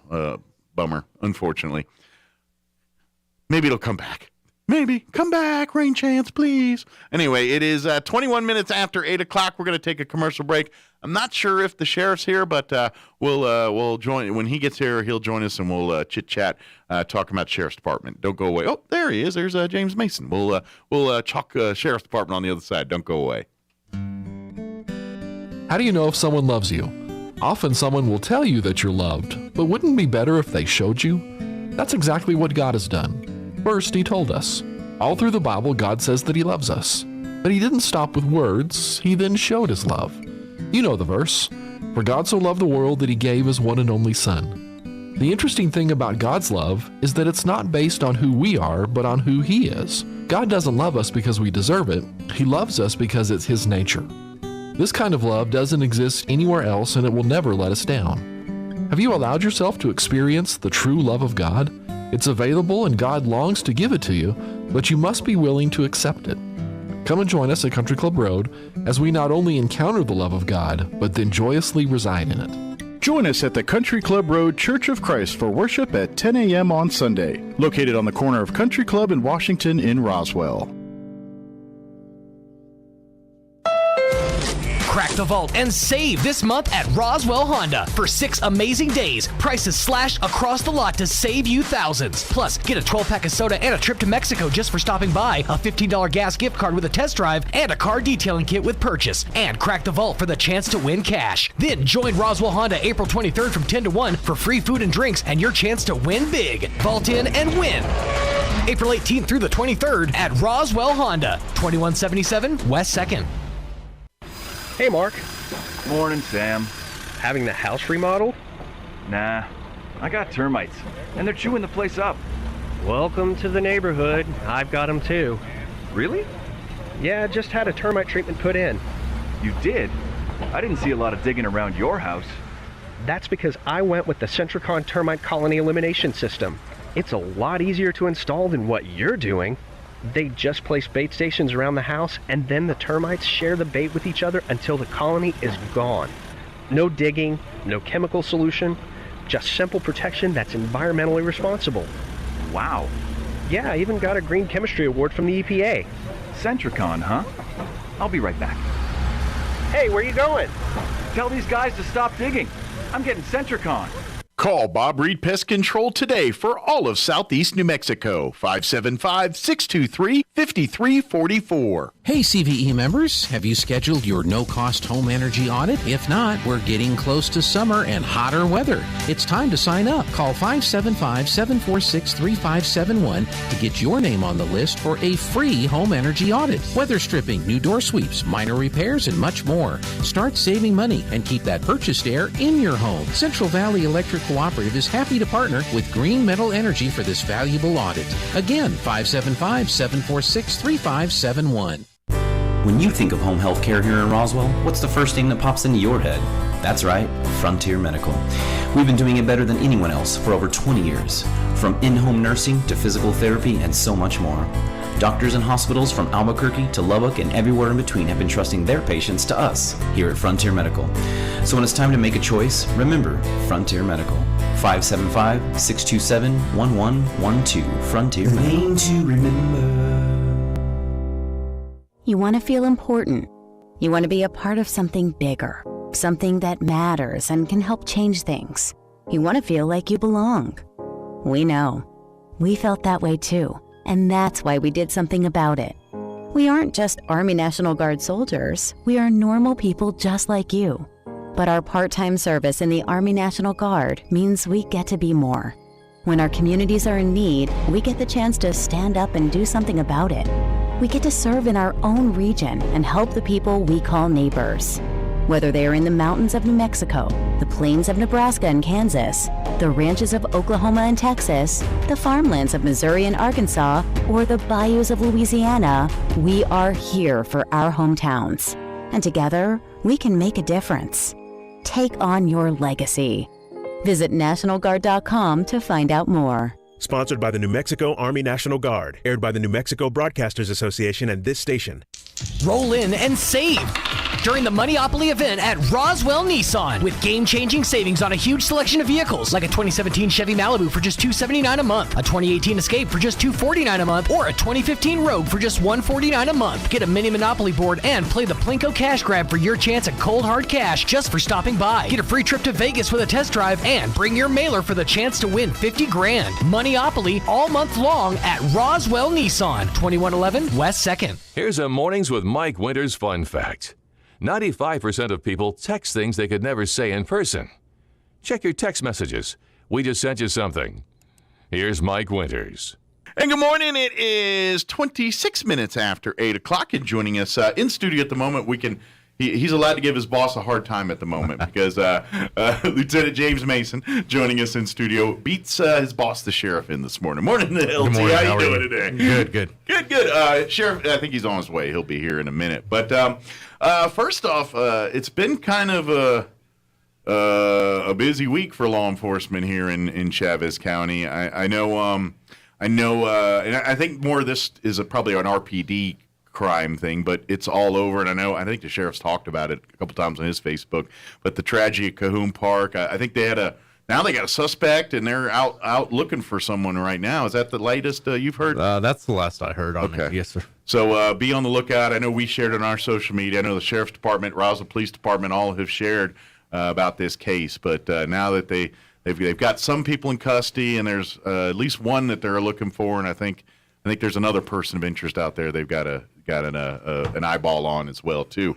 All right, we told your LT he could give you a hard time since he beat you here, Sheriff. he had better always beat you there. He's like, that's your job to beat you. Yeah, that's right. Yeah. Morning, Sheriff. How you doing today? Good morning. I'm doing real well. Good deal.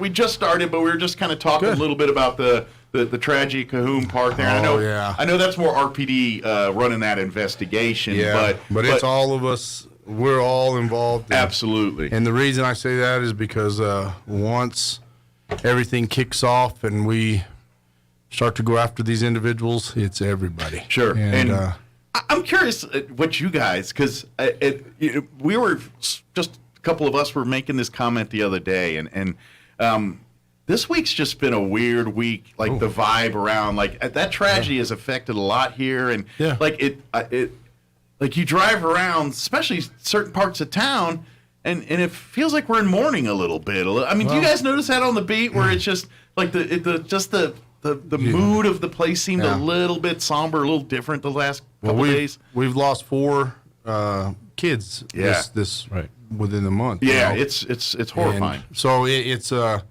any time that it's a child involved, it is a very somber thing, and so for us, it's something that we've got to just send a message and let you know what, you may do it, but we're going to get you. It was just an experience. I mean, and we've seen tragedies, things, but just this week, it was the first time I ever rode around town, and I'm like, man, it just feels different. Like people are just not happy, and just kind of you're seeing people act a little more irrational and things, and I think a lot of it's just been a rough week here. I mean, it's been a rough couple of years, but this last week I think frayed some people, and obviously when you see young people like this losing their lives so unnecessarily, it's just frustrating. It is. It's hard on a community. Yeah. So we did. We led the funeral procession yesterday. Yeah, I did see online some of the long processions of vehicles and things. Amazing how many people showed up for that and showed their support for the family. That's what that's all about. More than anything else, it's to show the family that this community does grieve the loss of a child, and we'll be doing another one on Saturday. The same, So we got to stop doing these. We don't need any more of these. Oh yeah, exactly. And we went to 2 funerals yesterday, and both of them very just sad events. Because in the first one was just life. Heart attack and things, but it just goes to show you how fast you can be gone at any given moment. You don't know how many you got left. So you better be out there and doing everything you can to do your best every day, and love on those who love you. And so it was our pleasure to do that.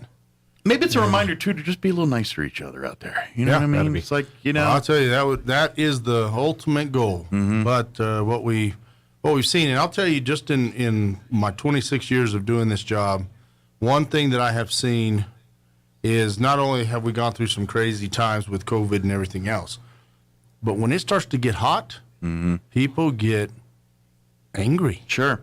If you're uncomfortable, you get shorter attention spans, shorter patience levels, and then you start doing dumb things. And then you compile it with all the other stuff. It's probably a recipe for that, and they come outside. They're out and about more. They're doing things, and we're more than likely going to see an increase in juvenile party arrests and things like that, because now it's nice to be outside. And my message to them is, you're doing that, we're coming. We're going to come get you. And we're going to, by making multiple arrests at these juvenile parties or parties where things are getting out of control, I believe that we can prevent a lot of other felonies from occurring. Absolutely. So, I know, just stay in the same vein here, but changing gears just a bit. I know recreational marijuana, even though legal in the state, I don't know if there's anybody in Roswell even allowed to sell it yet. I don't think there is. Have you seen any difference in traffic stops or anything related to that kind of yet, or are we still a little early to know what impact that's going to have? So go ahead. So we've got a good DWI officer out there, and he is definitely hitting on everything. Yeah. And he's doing it. We're out there full force with that. I didn't know if they were seeing an uptick in numbers of people that are suspected of it or anything. What you are seeing is not marijuana and driving has always been there. Mm-hmm. Now they're more bold about having it visible in the car because it's legal. You open more windows and you're smelling it more now. And what they don't what the message is marijuana may be legal to do at your house or whatever, but you still cannot do it in your car. You cannot do it in public. You cannot do it. It is. It's not just like public intoxication. Sure. Well, if you're in a car, you're in charge. That means you're in control of that vehicle. Absolutely. Right. If you're smoking a joint sitting in the driver's seat, that's no different than you drinking a bottle of beer or whiskey in the driver's seat. It still impairs you. Yeah, so, it's the same thing. So we're seeing it more visible.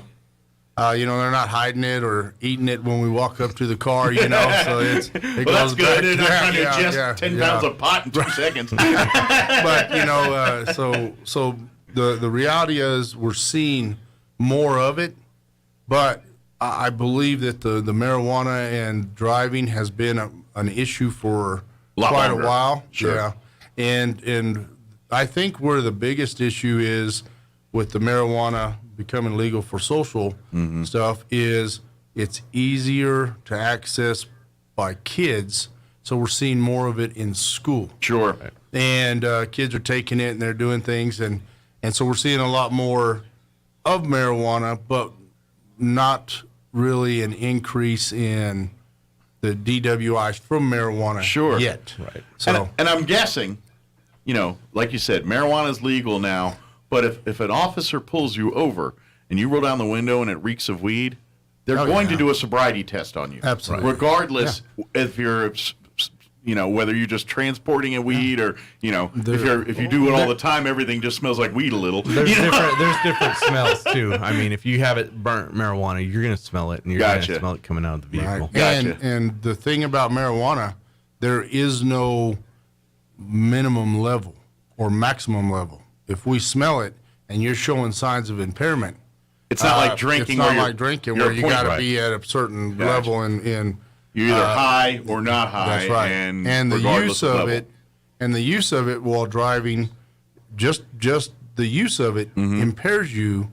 And so right now that's the way it works. So you're going to be arrested for marijuana DWI. Gotcha. So and so that's where driving while under the influence is. And there's tests that you guys can tell whether someone is actively under the influence versus they smoked it in the last 30 days. Oh, yeah. Right. The thing is, the testing is something that, like I said, it's been around for a long time. We've got a DWI officer right now. Plus, the guys are all trained on this. Mm-hmm. But I will tell you, the guy that we have as our DWI officer right now, he takes this very serious. He is out there working hard every day, and I'll tell you, that guy can spot a drunk driver. So it's amazing. It's amazing. He's got the knack for. He sure does. Some people are good at I can tell when something. Yeah. That's his superpower. He's definitely got a passion for it. Sure, you can definitely tell he's hit the ground hard. I'm not trying to get personal, but does he have personal family history with drunk driving or something? That I'm not sure of. Okay, because sometimes they get passionate. Yes, and you're they're passionate because they personally experienced it. Yeah. Well, and even with me when I did DWI, that was the same thing. Yeah. I had a partner riding with me, and we stopped a DWI that ran his family off the road. We learned the next day. So you build that. That. You do. Well, it's immediate results. It's human nature. It's one of probably the more satisfying parts of this job because you know you just took somebody off the road. You actively saved a life. Absolutely. Whether it was an hour from now or tomorrow, you did it. And the one thing that we know as policemen and law enforcement and all across the board, you can never prove what you prevented. But you know by taking that drunk driver off the road that you may have prevented it, but you don't know if he could have made it home okay or not. Sure. But what we do know is through statistics and also through our own experience that one time of them not making it home and killing themselves or killing somebody else really hit you. For every successful time they do that, it emboldens them to do it again. Yeah, you know what I mean? Right. And they're going to keep doing it until they kill themselves or somebody. Yes. And so it's kind of like when we talk about addicts of drugs and things, a lot of times they're not going to get sober until they hit a bottom. Right. Something's got to happen in their life to physically tell their brain, I need to do something different. Yep. And unfortunately, driving under the influence, it's kind of the same, it's fine, I'm good, I'm not that person. And then it happens to them, and then they learn the hard way, wrong, that, it is you. Yeah, it is. Yeah, and statistically, it's astronomical. You'd be blown away. It's out there. Yeah. And it's different where, like when we were kids, there wasn't education. There wasn't, I don't even know if it was illegal, depending on where you were. Well, but we've learned a lot, and so I can see where like older folks are kind of. I mean, not nowadays because there's so much out there, but back then, there wasn't it was just people living lives and like I'm gonna. Right. But now there's no excuse for a person in this country to not understand the dangers of driving under the influence. Well, and the days we used to have open containers. Mm-hmm. I mean, it used to not be a deal. Yeah. And, the legislation's changed it and made it better. For the better. Absolutely. And one of the things, and like I said, it's crazy how much things have changed in such a short time. And the reason I'm going to say a short time is because I don't want to say how old I am. But when we were all in school and we were kids, the number of people on the road was smaller. Mm-hmm. The number of vehicles out and about was really a lot different. Mm-hmm. If you remember here in Roswell, you'd go down Main Street at 10 o'clock, every light was flashing yellow. There wasn't even as many lights as there are now. Even the street lights went home. Yeah, and they used to say, 9 o'clock, they roll this town up and everybody goes to bed. That's how it used to be. Yeah. So when you would go and you would do these things, you didn't have the crashes. Now, we did have people killed and you did have DWIs and stuff, sure. But it was mostly to themselves. But because it was. It wasn't multi-car because it was 2 a.m. and they're the ones out there. And now we have a population just here in Chaves County that is more than what the census says. You already know that. But you go down this road at any time, day or night, it is packed. Yeah. And to get around whenever you are impaired and you're moving, your brain is not communicating as fast with the rest of your body, you're going to hit somebody, and there's a chance you're going to kill somebody or yourself. Especially on that main street where you got people that are doing all kinds of different speeds. You got people doing under the speed limit. You got people doing 10 over, and they're in the left lane and in the right lane. So there's a lot of people weaving in and out, passing and everything. And that's in any time of the day. That's right. And so you add that level of complexity, and then you're impaired. Yeah. Yeah. Right. Odds are pretty good. You either you're going to hit something or you're going to cut somebody off or do something else and cause somebody else to do something dumb. Well, the cars are faster, lighter, and there again, he said texting, it's divided attention. Sure. And you can't do it. And how many times do you see people cut corners, turning, and they cross the yellow lines and things instead of staying in their lane, and those cause accidents when you try to cut short and do those little things. I'll tell you, the law says that you are to cross the street at an intersection where the crosswalks are. Mm-hmm. That is what, to me, is one of the most dangerous places to cross the street. And the reason is because the arrows are coming up. All these things are happening. Cars are trying to come around the corners. I mean, and they're going across that crosswalk. I watch right here at 2nd and Main Street, and I'm thinking, my gosh, someone's going to get run over here in a minute. Especially the side street people that need to pay attention that even though you have a green light, So does the person walking across the thing you do. Yeah. So by law, you have to wait until they cross, right. and then it's free. Right. They have the right of way. You have the secondary right of way. That's right. Because of the green. Even if it's a green arrow, they've got the walking duty. They sure do. That's their right to walk. That's right. Yeah. And that's the problem is when you're in the car, two things.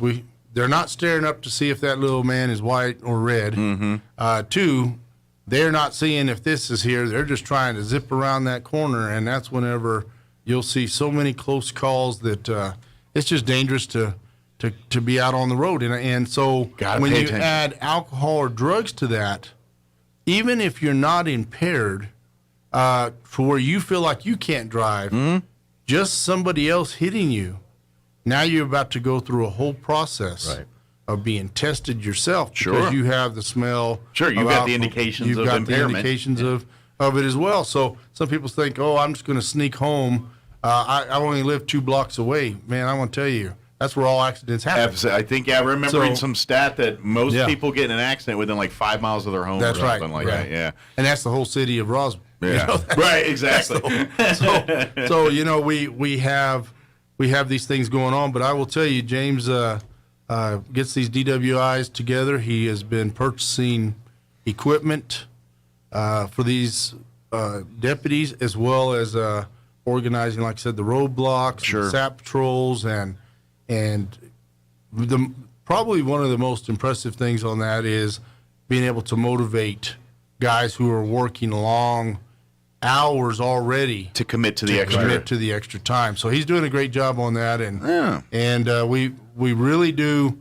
You know, there's haters out there, and you're going to see. You know, every time we put anything about a roadblock out there, there's people that will come on and, oh, that's unconstitutional. That's against the law. No, it's not. Right. That's already been tested and proven that this is an enforcement action that normally you don't catch a DWI at the roadblock, but it lets people know that we're out looking, and we're going to catch you at some point. It does. It's kind of like we're in your school. Yeah. The teacher's in the room, the kids behave better. When the teacher walks out, they they behave less. It's human nature. It's what we do. Exactly. If you're not, that's why we talk about integrity. That's why it's so important. And why is that important? Because if it's easy to do the right thing when everyone's watching you. Right. That's right. Is it easy to do the right thing when no one's watching you? That's what we're talking about. Yeah. Well, and our DWIs checkpoints have been really successful the last few we've ran. Yeah. Both of them, we've ended up arresting DWI on each one.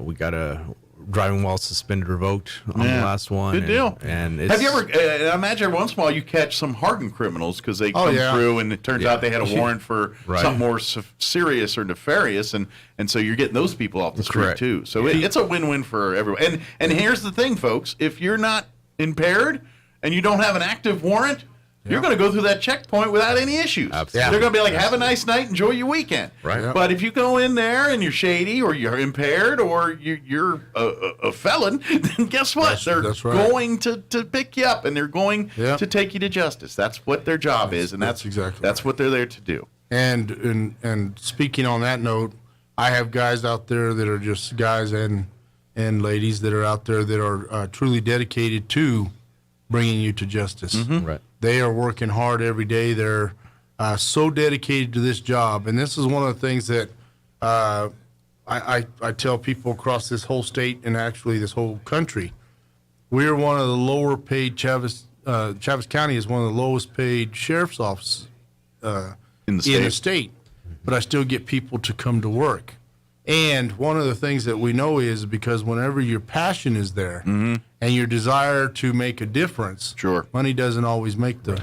And I think your work environment comes into that. It really does. And let's face it. And this community loves us. If you're a good law enforcement officer, you could probably write your own ticket. Yeah, you can go anywhere in the country, and any department would love to have you. Absolutely. Yeah. But to say, like you said, okay, there's people that can offer better technically benefits than what I can. Yep. But that speaks volumes. Saying no, I like the work environment here. I like the people involved. I like the community. I like the neighborhoods. I like everything about it. I want to be here and call home, and the money will take care of itself as I get better at my job. Yeah, and like you said, and you hit it right on the head, this is their home. Yeah. Whenever you are born and raised here or you're from this area for a long period of time, your goal is to make this a better place. Mm-hmm. And our ultimate goal is to make it a better place even after we're gone. It continues to stay that way. So we train and we're doing lots of stuff. But we have such a dedicated group of people that really want to work and make Chaves County a better place. And I'm talking about Dexter, Hagerman, Lake Arthur, all of them down there. Sure. Roswell Police Department, the state police, they're just not paid, but it's not about that. Mm-hmm. And so that's why I just feel really blessed to have kept people, because you go to any other state around us or some of these bigger counties, Mm-hmm. they're paying crazy money. Sure. And we're just lucky, But you say that, but then I think right now, and I'm thinking, okay, if I'm a police officer, and I'm looking and I'm like, okay, Albuquerque Police Department's going to offer me X, Chaves County Sheriff Department's going to offer me X. Wait a minute, what do I see every day and what's going on? Do I want to do that day in and day out, or I'd rather work in a place where, sure, we got crime, we got things, but I don't know. I just, you look in the news and you're like, are they supporting the officers there? And I get change and all that, but at the end of the day, are they going to bat for their guys? Right. And I don't know if that's going on there sometimes. I'll tell you, There's some that are. Yeah. Well, I'll tell you right now, we have a county commission that supports us, a county manager that is just fantastic to the employees there at the sheriff's office. Mm-hmm. But the county commission has been really good to us. Yeah. And they understand where we're at, and so, but we also have to look at, we're not an oil county. Yeah, we don't have that. We're a jack of all income. trades. Yeah. We got a little bit of everything. Yeah, we're more agriculture. We base everything on agriculture and property tax. Mm-hmm. So if you don't want your property tax to go up, we're not going to make more money. And so it's a catch-22 either way. Sure. So they're trying to do what's right. But I really do believe that the people that we have are here for the long haul. Sure. Because they want to do this job. And so we really are blessed here in Chaves County both ways. Sure. We have great police officers, and we have a community that supports them. Well, and I imagine that, you look at the commission and when they're talking budgets and balancing and all that, we're in which, that right in now. the middle of that. But yeah, and so the rub, I'm guessing, in the world of law enforcement is, how much, where we invest that money. Do we want to invest in salaries, or do we want to invest it in the equipment, the tools that the officers need? And so there's that balance, because they want to give you guys the best equipment available to do your jobs. But at the same time, it's not free. This stuff isn't free. money. So, every time a new cop car comes out, I'm guessing that's six figures right there. Every time a new police car gets put out there, it's not cheap. And so I'm guessing it's like, okay, we want to pay deputies more, but at the same time, we got to have them they got to have they got to have the cars, they got to have the gear, they got to have the equipment. And so that's probably the catch-22 that they deal with every time when they talk budgets and things like that. Well, it's just like you being a parent. You want to get the best for your kids, but you can only go with what you make. Exactly. And so, you want to buy the best bike, but hey, can we get something else that still gets them around? Sure. And but that's how it is. And so, but I will say is it hasn't deterred these deputies from going out and giving 100% every day. Mm-hmm. And one of the things that we, as the administration at the sheriff's office, as well as the sergeants, and we have an understanding that when you took on this job, the one thing that everybody said wasn't, I want to make a lot of money, I want to do this. It's, I want to serve people. Yeah. I want to make a difference. So we're going to hold you to that. And they're doing it. Yeah. So we're good with that. But I will tell you, the moment that you don't do that, you won't be a part of this. Sure. And I want to remind, since we're talking about this, and man, just all the time, but seemed like I just got here. I know. but it's, and Sheriff, we've said this almost every time we come on the radio. These guys can't do their job without that cooperation of the public. That's right. That's why that relationship's got to be So, and that's why you and your deputies and RPD, law enforcement, they go out of their way to do this, to make sure that you that's why you see the officers hanging out at the various events, parties. Yeah. They're not there just doing security. They're there to make sure that, people know you. And go talk to them, ask, and shoot the bull with them for a little bit. You'll be amazed at and how much you'll find out and talk to them. Now, obviously, if they're in the middle of doing their job, you leave them alone. But if they're just there, talk to them. Help. That relationship is so important. And I know, like we just had the folks from the RPD talking Neighborhood Watch a week or two ago. And, we're in that. That connection is so important because if you don't like things going on in your neighborhood, the best people that know that are you. Yeah. And the cops can't do anything about it without the information, without the knowledge to take care of that. And as soon as you give them the info, they can act upon it and do all that. And that's how police officers are able to do their work. And so it is so important that we as a public work with these officers, treat them treat them like your neighbors. Because that's how they want to treat you. And that's how we want to do it. And then, of course, obviously, when it's time to strap up and take care of business, that's what they're going to do. But in the meantime, they want to be friendly. They want it to, because people sitting around talking and just having a good time, not a lot of crimes going on when that kind of stuff's happening. Well, and it's one thing that I will say, and here just this week, CASA had an event where they were out at the Wool Bowl, and they had all these people come together, and they had like a welcoming the public and doing all this stuff, right? Yeah. It's a public event. So we were out there for that, and so it's good to see that when you do this job, and I'll tell everybody, I go out there and I want to meet you and visit with you and be a part of this community. So do my deputies. But whenever it comes time, if you do something wrong, you're going to see us.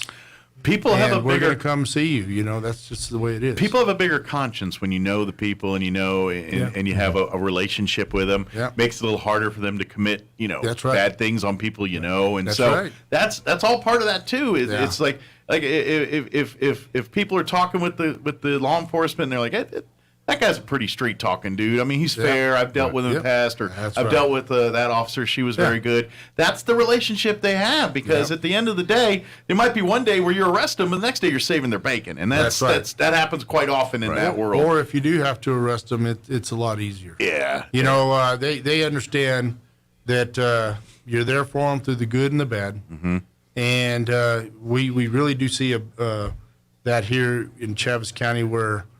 They just know that if you're having hard times or you're going through things, we'll be there. If you're having a good time, we're going to be there. And one thing that people say is that your job as the sheriff is to be at all these events? Absolutely it is.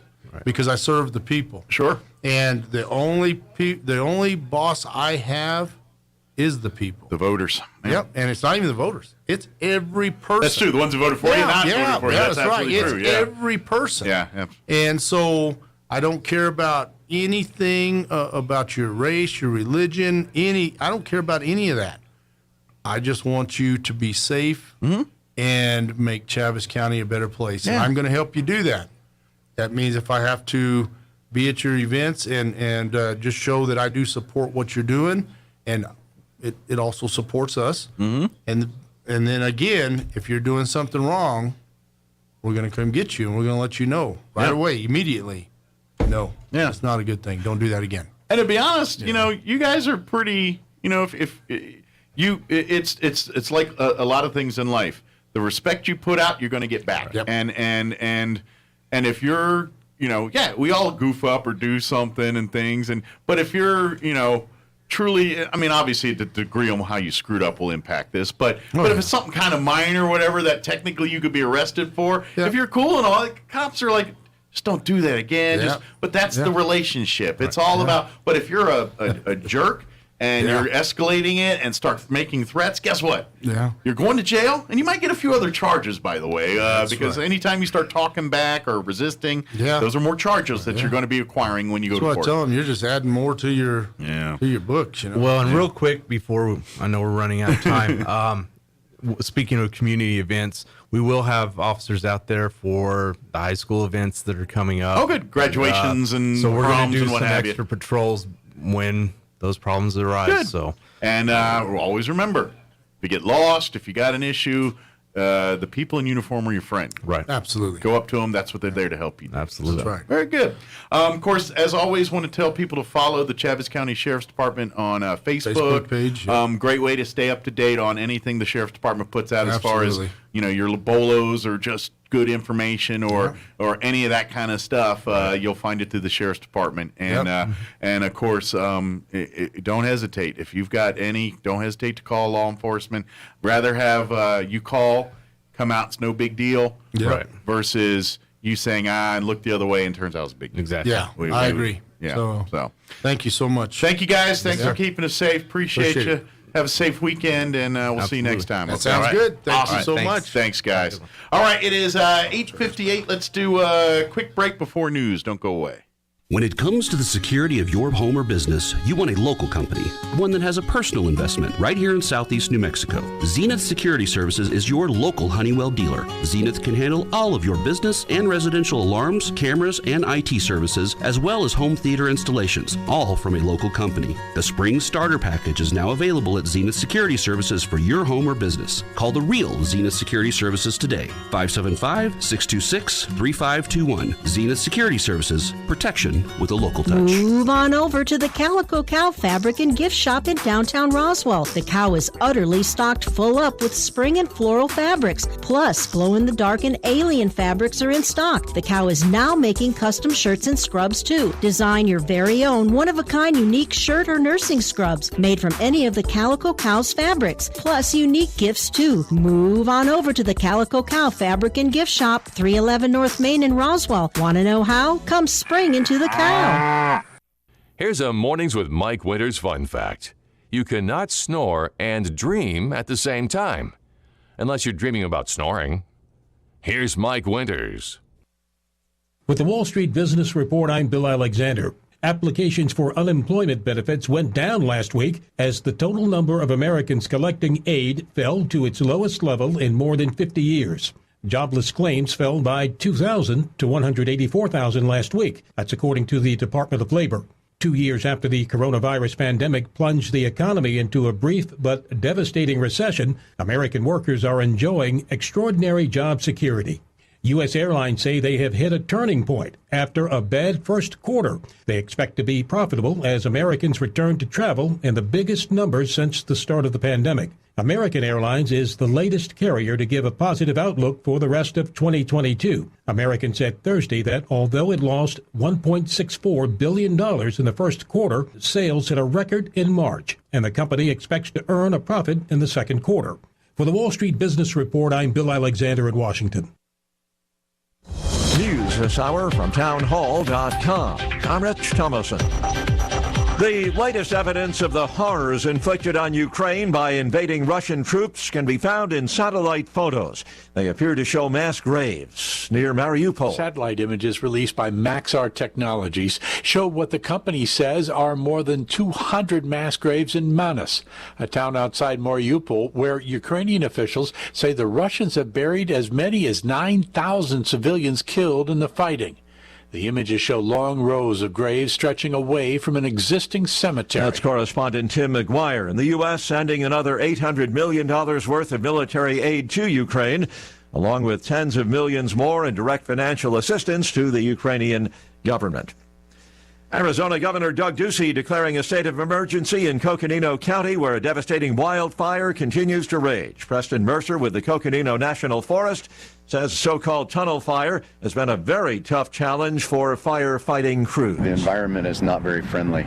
It was blowing 70 miles an hour. Rocks were hitting everybody in the face. It was very smoky, and we're working directly in the heat. These guys are working incredibly hard. He spoke to KNXV-TV. At least half dozen fires burning across the Southwest amid concerns that gusty winds will make a comeback, making the job of firefighters all the more difficult and dangerous. Florida lawmakers have given final legislative approval to a bill that strips Disney of its special self-governing status. Governor Ron DeSantis, locked in a dispute with Disney over a parental rights law, is expected to sign the measure. Watching Wall Street this morning, stocks deep in the red. Right now, the Dow is down 513 points, a loss of 1.5%. The Nasdaq off 91, the S&P 55 points lower. More on these stories at townhall.com. Hey, I'm Andy. If you don't know me, it's probably because I'm not famous. But I did start a men's grooming company called Harry's. The idea for Harry's came out of a frustrating experience I had buying razor blades. Most brands were overpriced, overdesigned, and out of touch. At Harry's, our approach is simple. Here's our secret. We make sharp, durable blades and sell them at honest prices for as low as $2 each. We care about quality so much that we do some crazy things, like buy a world-class German blade factory. Obsessing over every detail means we're confident in offering a 100% quality guarantee. Millions of guys have already made the switch to Harry's, so thank you if you're one of them. And if you're not, we hope you give us a try with this special offer. Get a Harry starter set with a 5-blade razor, weighted handle, shave gel, and a travel cover, all for just $3 plus free shipping. Just go to harrys.com and enter 3388 at checkout. That's harrys.com, code 3388. Enjoy.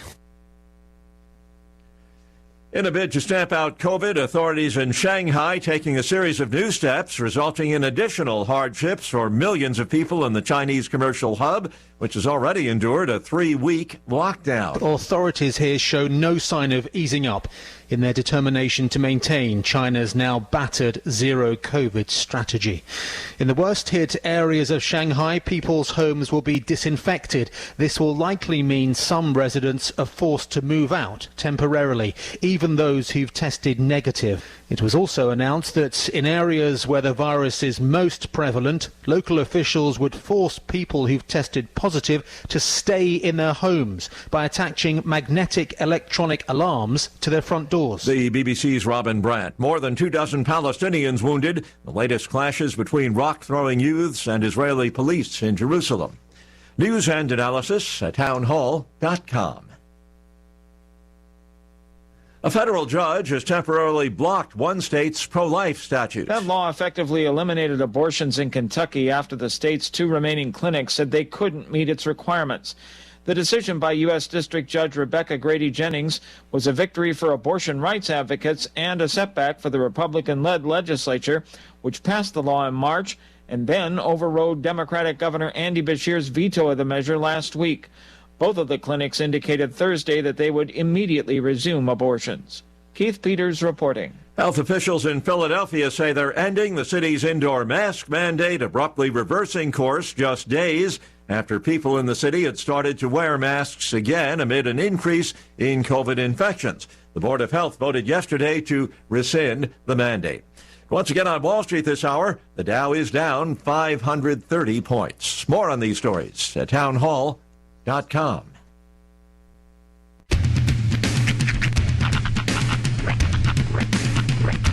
What in the wide world of sports is going on here?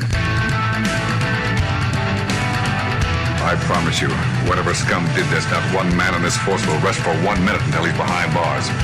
Now let's grab a bite to eat. Yeah, come on. I feel the hot wind on my shoulder and the touch of a world that is older. I hit the switch and check the number.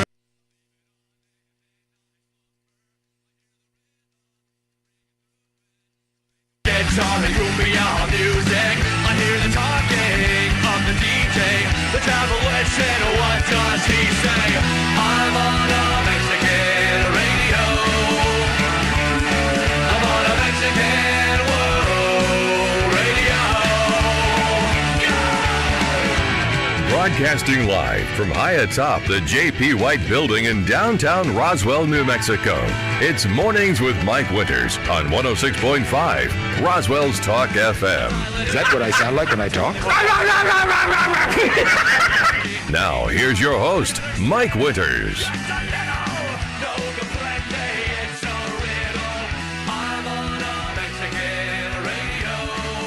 And good morning. Sorry, we got a comment on our Facebook page. I think it's in Italian. But I looked at it on my computer or on my phone, and it wouldn't let me translate. So now I'm looking at the computer. And they had to translate on it. There you go. So what did we do wrong? Nothing. I'm just. I was just curious. But I got on a little late, and I said sorry. I was trying to, but it's a spam. Spam message, but I think it was in Italian, and I was kind of like, oh, Italian. You ever have one of those moments? And this is since now we live in this modern society where it just kind of crops up every now and again. Mm-hmm. You open an email that seems legit, right? And then you're like, oh, no. And you hope that you back out of it in time. And then you look at it and you're like, wait, that said Walmart with 2 A's. Yeah. I've had, back in the day, a couple years ago, you might have got me. Now, I'm a little more acumen on it. I'm a little more, I when in doubt, I delete. Even if it's important, I'm like, it's gone. Yeah. If it's that important, they'll tell me again. I've been getting this one a lot lately. Hey, Sean, it's AT&T. Thanks for paying your bill. Here's a little something extra for you. Yeah, I get those. Yeah, which that could work because I am an AT&T user. See, I know it's bunk because you're Apple, but you also have AT&T. I have AT&T, but our bill, I don't pay it. My wife pays it through our DirecTV. It's all packaged up. So to send me saying thanks for paying your bill knows that I know you're bunk. Mm-hmm. Sending my wife might be a little bit because I don't pay my bills. I know you're lying. Up. But yeah, it's scary, dude. Because I see that like my friends of mine post all the time. It's like got hacked. Like just recently, I figured out that I should probably change my Facebook email to an email that actually exists. You know, the email that I established my Facebook with back in like 2010. Oh, it's a bunk email. It's not a real email. I used to. Okay, so. I thought they checked for that. So here's what I would do. He looks around like no one's listening. Sirius XM subscriptions by making fake emails and getting the free trials. Oh. So this one was like the 10th iteration of this path of emails. I'm like, okay, well, nobody's using these. So I'm going to go 1, 2, 3, 4. It was such and such 10 at live.com. Yeah, that email hadn't existed for like 7 years. So I'm like, if something were to go wrong, if I you ever go back to any of these old accounts and just look in the mailboxes? I can't get into most of them. Oh, you can't? I didn't know if you had them established somewhere. Yeah, after like 90 days of inactivity, they just poof, they're gone. Well, and I'm guessing for every one of you, there's probably another million behind it doing the same thing. Yeah. So yeah. No, this is not an unheard of thing. Yeah. I don't do it anymore. Like I said, a lot of the things you'll hear me admit to on this morning show, I'm pretty sure there's a statute of limitations and I'm pretty sure it's run out. I'll admit to all the nonsense I used to get up to in high school.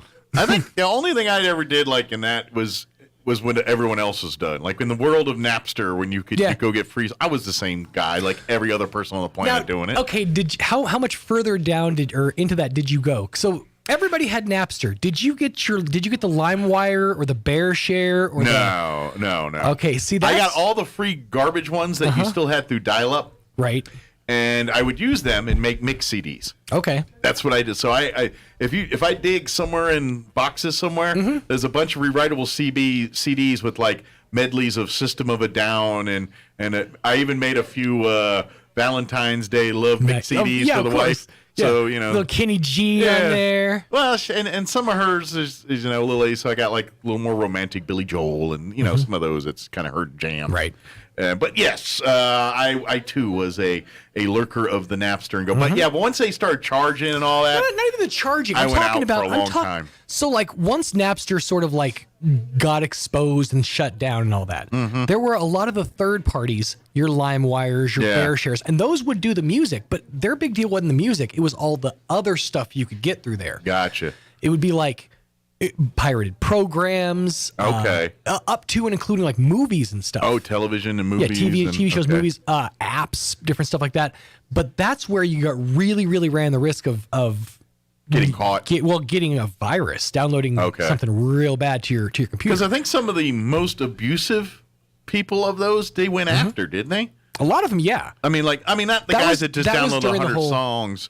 Yeah. But those people that were literally downloading probably thousands of dollars worth of content for free. It's a meme now, but the whole you wouldn't steal a car thing. Yeah. You wouldn't download a car. It's a meme now, but back in the day, there was a whole ad campaign about not pirating stuff. And I remember Lars Ulrich from the Metallica drummer was the bad guy because he was the one that exposed all the free stuff there, and so he was like the bad guy. But I hate to tell you, every single one of you bands out there right now that are up and coming or trying to, you need to thank that guy because he's the reason you can create income from your music because he stood up for you back then. Yeah. He didn't need the money; he was doing it for you. That's right. And Lars always got plenty. I love South Park's whole thing on that, take on that, where they're like, "See that right there? That's Lars Ulrich." Because of Napster, he had to. What was it? He was gonna have a bar. He was gonna have a poolside bar put in. Yeah. And now because of Napster and illegal downloads, he has to wait a few months. He's just sitting there, just all. Yeah, I know. They raked him through the coals. And I get it. Everyone's mad. He's like, man, I just want my free CD, and I get it. Lars Ulrich just ruined your world. Now, but at the end of the day, he actually is doing a good thing. The holdover of that still kind of exists in that weird Wild West time of, there's so much weird stuff of early internet, like dial pad. But the holdover of that kind of generation is emulators. That you can still go and get like a Bluetooth controller or whatever, and you can download an N64, SNES, NES, whatever emulator, and all these different games, you can download the ROMs of them and just play full versions of the games that literally I only got to play on weekends if I did good in school and we went to All-Star Video and got to rent. Like the stuff that I knew this was going to get Roy. I knew it was going to get Roy. Shut up. No, I'm just kidding. Get up for a minute. Let me go. No. Keep going. No. But emulators are. I went insane when I found out what emulators were. I'm like, oh my God, this is my childhood unlocked. Okay. The first thing I downloaded, and I don't know if either one of you, Booger Man for the Sega Genesis. I never played Booger Man, but I remember seeing the game. Your whole powers were burps, farts, and boogers. It was the greatest game ever for a 12-year-old. Yep. Roy, you rushed in. You had something to say. Oh no, he was talking about is the mic on? Yeah. Okay. He was talking about the emulation thing, and that got me thinking about how Nintendo is basically at like war against that whole thing. Oh yeah. And they used to like. They shut down all CoolRoms.net got shut down in the 90s, like Sony and Nintendo, they all tried to sue all these things just for like renting out their ROMs and stuff, and they all lost. But for some reason, Nintendo still keeps going. They still think they own the right to. Nintendo is basically Disney, dude. They have a stranglehold on their IPs. Yeah. You can't put Mario into a YouTube video without getting a copyright strike. I mean. Yeah, they have a stranglehold on their IP, and it's because they use them. It's because they use them, for all their marketing, and also the Switch has its own play NES and SNES games. And to be honest, the Nintendo characters are almost as iconic as the Disney. Yeah, I would agree. I mean, they don't have the longing staying power of your Mickey Mouses, but Mario is as much of the lexicon as today as he was 30 years ago. Yeah, exactly. You know what I mean? Donkey Kong is as much of the lexicon as today as it was 30 years ago. Well, to be fair, that practice sort of saved the video game industry back in the 80s, when you got E.T. When E.T. destroyed it, yeah. Yeah, or you had all these bootleg, video games too, and Nintendo had to do their whole seal of approval thing to sort of save it. Take out the trash. Someone please bring back Burger Time? That's all I want. Burger Time was a good time. I loved Burger Time. But Nintendo's still living in that era. Burger Time was kind of like the original Mario game. Like not the original Mario. That's not Nintendo. That was on television. Not the side scroller. I'm talking about that one where you're in a room and you have to hit it's the old Mario Brothers game, the first one. Gotcha. Yeah, the Burger Time you had to go through the maze kind of like Donkey Kong, but you had to avoid the ghosts in Pac-Man. They had pickles and things that would come after you, but you had to get through the level. I know what you're going for. Build the burger. So there was the bottom bun, but then you had to cross the path to get the tomato to drop, then cross the path to get the burger and the lettuce, while avoiding the pickle guy and the lettuce guy and the. It was intense. It was an intense salt and pepper guy or something. Yeah. Now Roy just got so excited. I know we got to go. You have an interview. Yes. Roy got so excited because he watched the same YouTube video I did that the ghosts on Pac-Man are not in fact ghosts. Am I right? The J.J. McCullough video? Yeah. They're not in fact ghosts. That they're like creatures essentially.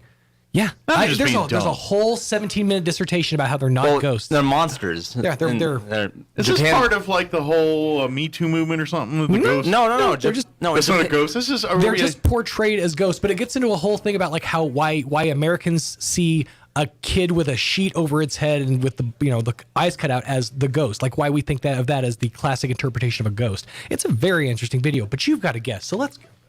I call bunk. This guy's got too much free time on his hands. It's a ghost and deal with it. Like there's actual intermissions between each level in Pac-Man that show what the ghosts are. In one case, it has like bones and stuff. Or they're wearing like sheets or something. I watched the show Ghost. They don't look like that. They don't look like that. No, they make pottery. Well, eventually they became ghosts eventually, but back when it was made in Japan. Stop making your creatures look like ghosts and people won't call them that. It is 9:17. We should probably get you up to date on the weather. We're going to have the folks from the Roswell Public Library join us here in just a few. Give us an update on what's happening there. But first, let's get you up to date on that weather. I'm meteorologist Steve Hamilton with your Pecos Valley weather. Very gusty wind today with a cold front moving into central New Mexico. We will have some sunshine, very warm, our afternoon high in the mid-90s, and that wind could gust up to 50 miles per hour. Very windy for the overnight hours too. We'll drop into the low 50s and clear, and then not as gusty on Saturday, 80 and sunny, upper 70s and fair Sunday. That's your latest forecast. I'm meteorologist Steve Hamilton. Thank you, Steve. Currently 71 degrees here in Roswell. Humidity is at 71%. Coincidence? Nope. Yeah, it is actually. Winds are out of the south, 21 miles per hour. We do have a wind advisory in effect through midnight tonight. We'll have a red flag warning kicking in at noon today, remaining in effect through 9 p.m. this evening. Expect widespread blowing dust this afternoon, mainly after 3 p.m. today. Sunny and 95. That's about the only set of good news on the rest of it. Not so much. Winds will be up out of the south, 20 to 30. Increase in 30 to 40. Could see wind gusts as high as 55 miles per hour later today. For tonight, more areas of blowing dust through midnight, mostly clear with an overnight low of 53. Winds will remain up out of the south, 30 to 40, gusting as high as 55 miles per hour. Those winds will drop down 15 to 25 after midnight tonight. Saturday, cooler, little less wind too, but we still have a red flag warning for tomorrow. Actually, I take that back. No, I was right. Red flag warning, fire weather watch. I'm sorry, not red flag warning. Fire weather watch tomorrow through 7 p.m. tomorrow. So with that little bit wind, but it is going to be cooler. Saturday, 80, sunny, winds out of the northwest, 15 to 20. Saturday night, mostly clear, overnight low of 46, west winds 15 to 20, dropping down 5 to 10 after midnight. Sunday will be in the 70s, sunny and 78 with north winds 5 to 15, and 71 and sunny when you head back to work and school on Monday. All right, it is 9:19. We're going to take a 3.5 minute commercial break, and then we'll talk with the folks in the Roswell Public Library on the other side. Don't go away. You're listening to Mornings with Mike Winters. Martine's Capital Cafe in Roswell offers authentic and highly rated New Mexico food. Explore their amazing menu featuring huevos rancheros or asado with eggs or their green chili stew. And you can't forget their award-winning green chili cheeseburger, all made from scratch using their finest and freshest ingredients. Open for carryout with curbside delivery or limited dine-in. Just call ahead 624-2111. Martine's Capital Cafe, always pleasing the most refined palate. Open Monday through Saturday from 6 a.m. to 8:30 p.m. at 110 West 4th in Roswell. Have you ever thought, Mom and Dad are beginning to need more help, but with a busy job and raising a family, you just don't have the extra time? Personal Care by Design is just what you're looking for. We can be there when you can't, from 1 hour a day to 24 hours a day, 7 days a week. All of our caregivers are carefully screened, and we are the only personal care service that is overseen by a registered nurse. Competitive rates, great people, and experience is what sets us apart. So when you need extra help at home with your loved one, you can count on Personal Care by Design. Personal, private, and protected. Call us at 575-625-9471 for your personal care needs and receive a free nursing evaluation. That number again is 575-625-9471. If your car breaks down, no need to cry, because there's always a pal nearby at Big O. At Big O Tires. Locally owned will get you in gear. That's because you've known us for years at Big O. on Big O Tires. Don't need to sweat any extra labor. You can always trust a good neighbor at Big O. At Big O Tires. The best service is part of our code. Need a cup of sugar? We're down the road at Big O. At Big O Tires. Now through April 24th, buy 3, get 1 free on Mesa AP3, Mesa HT, Cooper Endeavor, and Cooper Endeavor Plus brand tires. Big O Tires, the team you trust. Installation charges extra. Required on all 4 tires. Disposal fees extra and up to 10% shop fee based on non-discounted regular retail price. Not to exceed $35 were permitted. Eligibility may vary. Not valid with other offers. At participating locations, no cash value. Some stores in Missouri, Minnesota, and Kansas are company owned. Whether you're buying or selling, no one likes to be pressured into making a decision. So when Roswell Ford makes an offer to buy your vehicle, you'll have 7 days to think about it. Roswell Ford is always looking for gently used cars and trucks like yours, and we'll make you a cash offer on the spot. It'll probably be more than the other guys, and we'll give you a week to think about it. That's just the way we do business at the Tailgate Nation. So it only makes sense to see us first when you're ready to sell or to buy. Roswell Ford has southeastern New Mexico's largest inventory of nice pre-owned vehicles. Each one has survived a rigorous 139-point inspection, and Roswell Ford gives you a 3-day money-back guarantee. So if you find something you don't like, you can just bring it back. With the days getting longer and summer driving on the horizon, now's the time to start shopping for your next vehicle. So come see us at Roswell Ford, the Tailgate Nation, where we'll always give you time to think about it. 9th and Main. Here's a Mornings with Mike Winters fun fact. Ketchup was used as a medicine back in the 1930s. Mike uses ketchup to make friends. He doesn't have a lot of friends. Here's Mike Winters. And good morning. It is, you get to be like the cop on TV and not get in trouble. Pew, pew. Anyway, sorry, that was an off-air conversation that I brought on. Good morning. It is 23 minutes after 9 o'clock, and joining us in studio this morning from the Roswell Public Library, we have Tracy Fry and Peggy Bullen back with us. Good morning, ladies. Good morning. In unison, look at this. Y'all, it's Friday. Everyone's happy. It's hard to be in a bad mood on a Friday. I know. Isn't it? Unless you work on the weekends. Yeah, unless Friday's not your Friday. That's true. But that's okay. And I'm guessing your Saturdays are busier because people are off work, so there's probably more people coming to the library and utilizing the library when they're off. So with the new Play and Learn Center, they are. Yes, this is. It is so cool. This is cool. This is. I was kind of mentioning this in the 7 o'clock hour this morning, but was it earlier this week it unveiled, or was it last week? I can't remember. The person finished installing it on Saturday. Saturday. Okay. So, I got it on Monday, the press release. But, the library has just opened, just a couple days ago, opened this big interactive play and learn area for kids there at the library. It's kind of enhancing the children's area quite a bit, actually. Very much. It's going from, like old Chevette Pinto to like Corvette now. It's getting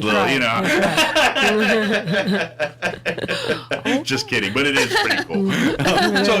So let's tell folks what's kind of some of the stuff the kids can do in the play area. Okay, it's actually for our little kids, so the big kids can come in and they can play, but just be aware. But geared towards kids that aren't of reading level yet, maybe, or they can be at reading level. This is like lower elementary, so like second or third on down or something. Okay, perfect. But everyone's invited to come and check it out. When you first walk into the children's area, there is a boat, and it's like it has little interactive things on it, so the kids can spin things and motor skills type stuff, and things like that. Okay. And then also there is in each thing there's something hidden that's like from Roswell. So Enid, like a little nugget, a little piece of information, a tidbit. Correct. Okay. So our director Enid, she sent in a lot of stuff like I think it was like a little pin that says Roswell, New Mexico, that's in our car. Oh, which you can see on the picture. You have a picture of the car, but the green car on the next page. Oh, there you go. Okay. So it has like it has a junk in the trunk area, and it has like but it has like little things that have a little Roswell meaning, and so the kids can sit in the car. And actually, I saw a parent yesterday They were sitting. It's like a bench seat. Yeah, in there's the like a back. little bench there. I can kind of see right here. And the kid was driving, and the parent was like swaying side to side like he was going crazy, driving crazy. So it was kind of fun. Adding to the experience, like slow down. That's fun. That's and great. then in the Malone room, which is in the children's area, is that whole wall, which is like a skyline of Roswell. Okay. And so it has a Chavez courthouse. It has the what else is on that? It has a truck. Okay. It has some of the downtown buildings, like in the skyline there, kind of thing. Even has the light posts Yeah, we have the light downtown. posts, the aliens. alien headlight poles. Cool. Of course. And then we have magnets on there so the kids can play with the magnets and gears. So it's pretty cool. And there's a little space section. Oh, there's a rocket area. We that gotta has have some of Goddard that. pictured in it. So it's all like just little bits of Roswell history kind of put together in this fun way where kids get to spin the wheels and play and pretend they're driving cars and doing these cool things. And then they're kind of seeing, and then it's like, hey, Mom, Dad, what's that thing? And then they tell them, and and then they learn about Roswell and learn about this. And it sounds really cool. And I think and like you said, it's actually, this is for kids, but it's a great way for parents and kids to interact as well and engage and do things. Like you said, Mom and Dad are, they're along for the ride in the car while the kid's driving in there. Exactly. That's pretty fun. So. Right. So good deal. So come, if you haven't seen it yet, come out to the library during library hours when it's open and come check it out.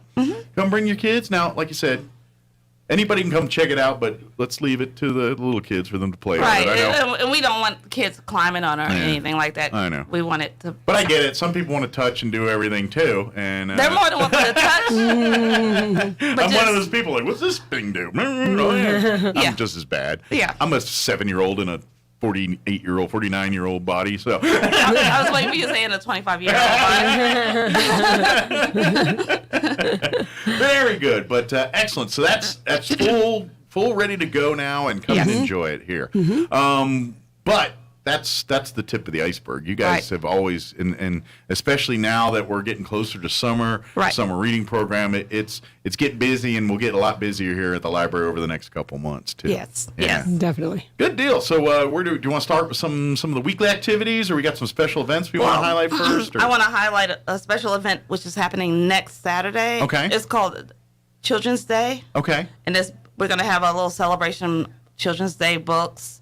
We're basing our celebration on a book called Book Fiesta. Okay. So we invite the parents and the children to come in from 11 to 1. Will be games. There'll be a reading of the book called Book Fiesta. Okay. There'll be cupcake decorating. There'll be crafts. And then in the afternoon, afterwards we'll have a movie. We'll be watching because of Winn-Dixie. Okay. Winn-Dixie movie. Yeah. Oh, yeah. I remember that movie. Yeah. So it's literally a fiesta. Exactly. So come out, read the book. Let's get the kids reading, and like I said, they'll be reading it for so if kids younger and things and can't read, then it's like story time. Right. And Diana's in charge of it, and she's gonna do a story time with it. Very good. And we might even have some characters dressed up as Encanto characters. Oh, some of the casts, some of the characters from the book here and everything too. Which the Encanto movie is very popular on Disney right now. Mm-hmm. So I would imagine, that's going to be a big hit for the kids to see those characters come to life. I've even seen that movie, and that's weird. I don't have kids, so but you're a 7-year-old. It's true. But over Christmas, when that movie came out on Disney Plus, I was visiting my family, my brothers, and so he's got 2 younger sons, and so we all sat and watched Encanto together one night. It's a good movie. Yeah, it was pretty good. For all the singing and stuff, it's not my cup of tea, but I get other people. I'm weird. I know that. I don't need singing, but I know local people love it. So you love singing, you love it.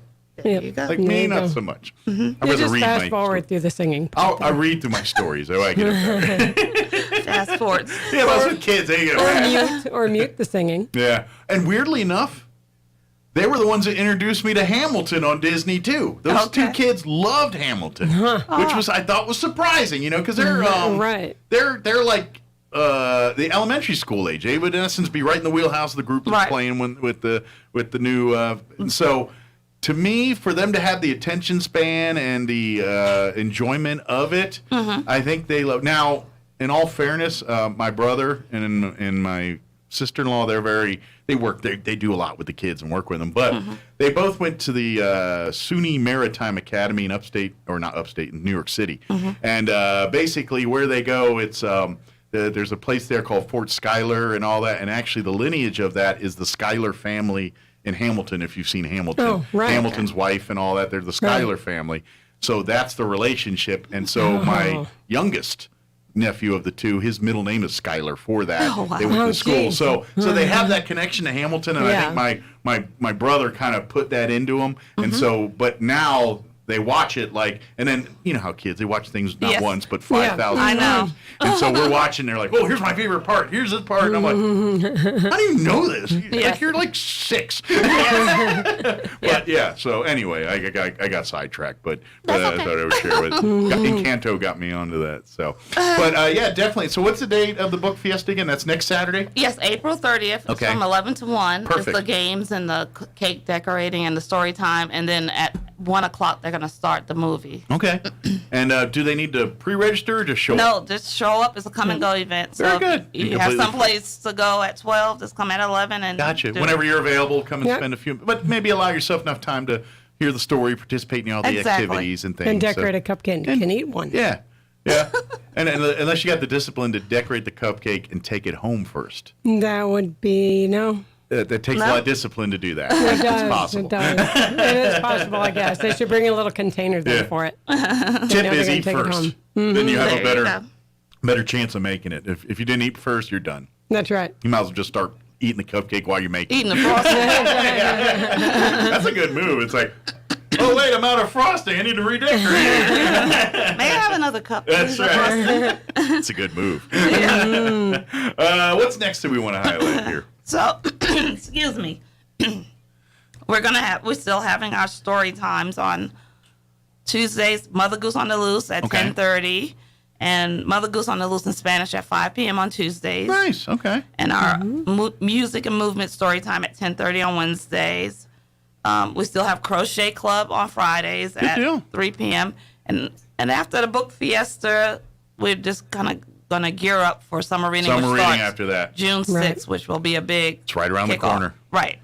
So I imagine next time you guys are in, we'll probably talk more about what's on tap for summer reading. Yes. What the prizes, what the books, what's all the requirements for this year's summer reading program. And the entertainers that are coming, because we have entertainers coming, so that's Very cool good. this year. And I'm assuming the adults can participate again Yes, in the it's summer adult reading? summer reading. So adults, this is not just for the kids. They have an adult version of the summer reading program. So Right. I know you may not be into some of the kids, different shows and things that are part of summer. Right. But yeah, it's the same, works the same. And to be honest, if you do it with your family and your kids and you've got children that aren't of age to read on their own yet, you reading them books counts for them and you in the summer reading program. Right. I'm assuming none of that changes. Nothing. But we'll talk more about that next month. here. Right. But when we talk about it, I'm telling you, for all you folks out there looking to get involved and do things through this summer reading program's a great one because it helps. Obviously, your kids can encourage them to read and keep reading, but they win prizes for reading. Right. They get all kinds of cool stuff. They get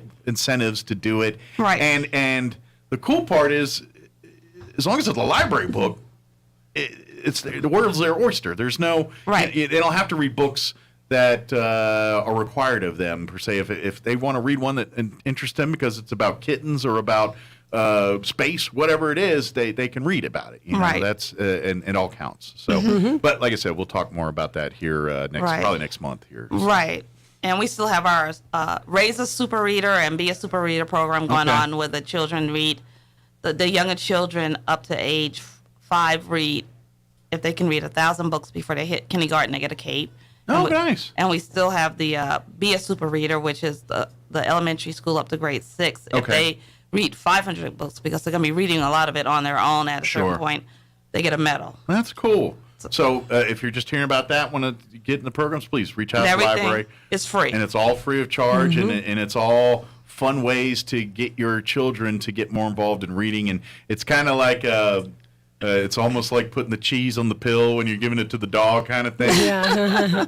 This is where disguising it as a fun and cool thing they get, and they accidentally learn, broaden their vocabularies and learn to read more proficiently and hopefully adopt a love for reading books on their own. Right. So, there was something I was going to ask you, and it just slipped right out of my head. Oh, I know what it was. And this is not really a question, more of a advice too. You mentioned story time there. That's the weekly event. Like you do the Mother Goose in English in the mornings, and then the Spanish version in the afternoons at 5 o'clock. Right. I would say take your kid to both if you can. Yes. Definitely. I think it's a great opportunity because, and we've talked about this, kids are sponges. They absorb things. Right. That's why you see a lot of, in other places, not so much the United States, but other parts of the world, where they teach foreign language these kids in first, second grade, those early development, not when they hit high school.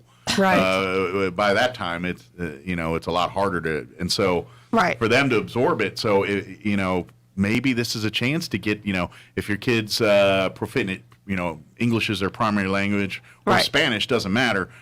Go to both. Go to the give those kids that aren't exposed to Spanish an opportunity to learn and surround themselves with it and pick up. I mean, obviously we're not going to have them speaking Spanish after this is over, but they'll pick up words, they'll pick up things, and you do that enough. They're immersed and they know it. And same thing with English. You want to teach these kids English and their Spanish, their prime. Have them go story time. Have them watch TV. Have them do all the things in English. And they're going to, I don't know how many friends like myself, my brother, like that college my brother went to, his roommate was Russian, from Russia. Oh, nice. And of course, he had been living in the United States most of his youth in New York City there, but he learned English watching TV. Yeah. Like it was constantly watching TV. And I'm not going to lie, if you talk to him, if you talk a short conversation, you probably never know he's Russian.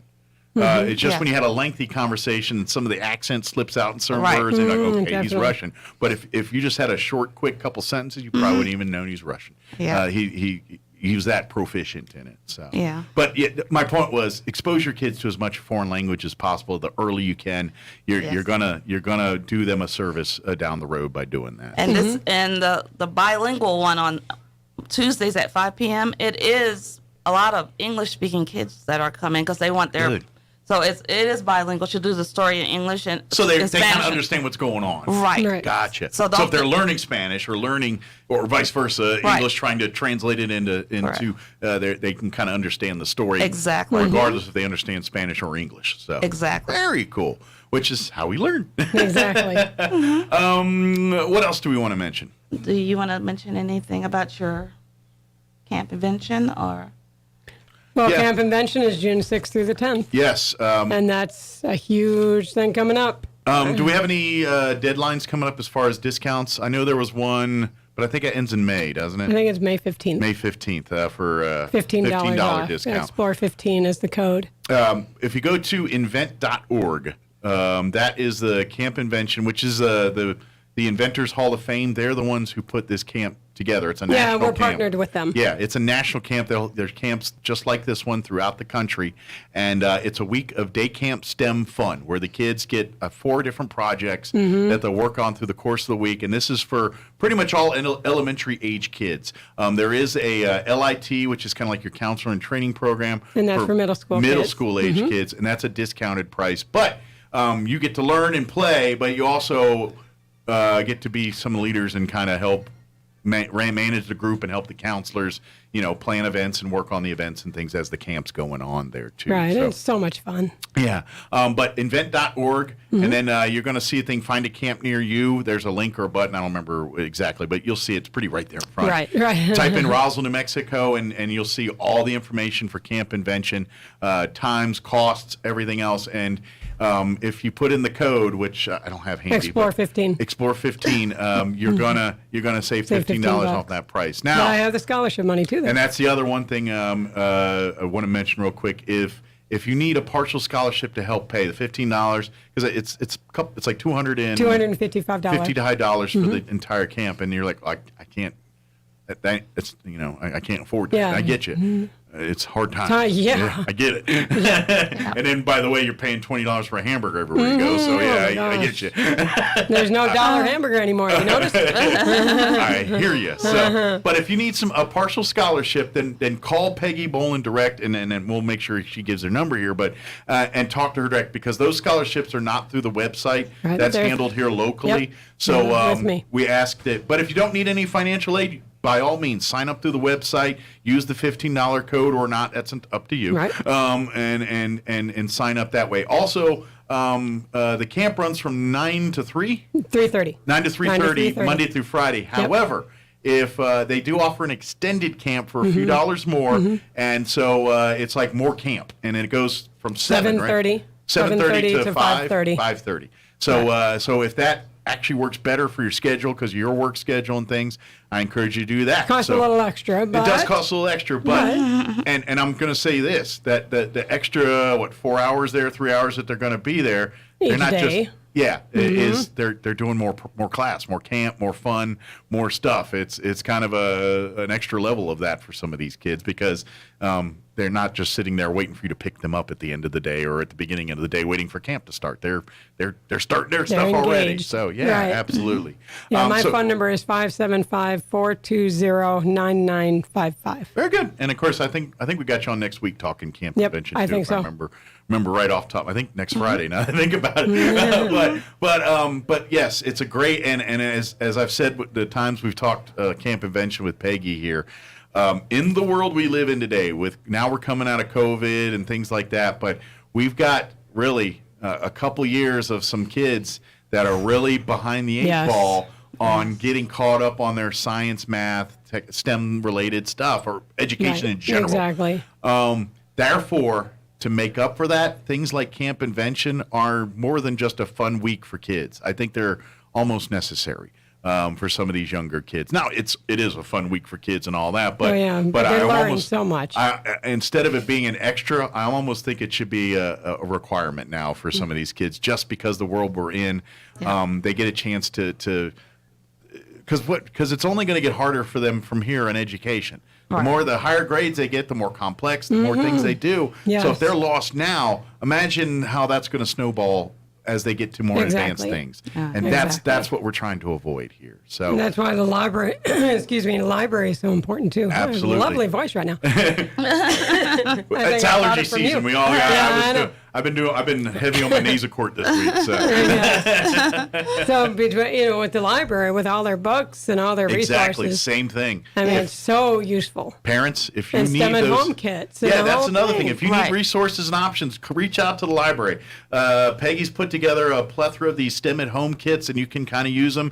Check them out every couple days. And during just the summer, it would be ideal. And that way you can keep your kids at practice doing this stuff, and maybe even expanding and learning upon that. Right. But these are all great options. And of course, just encouraging, signing up for the summer reading program, signing up for these extracurricular events where they're reading and doing more. All of this stuff is stuff that's going to benefit your kid, especially when they've been lacking getting a lot of this stuff for the last couple of years in school. And this is so important. So please, the library, Camp Invention, these things are your absolute friend, and they could be the difference for making your child's success that much easier. I mean, I'm not saying you can't do it on your own, but it's hard. It's hard when you're trying to do it. And if you don't even know what direction to go in, it's hard. Right. It's really hard. So utilize these resources. That's why they're here. That's why they're available. Shoot, if money's an issue, 99% everything at the library is free of charge. Yes, everything is free. Yeah. And then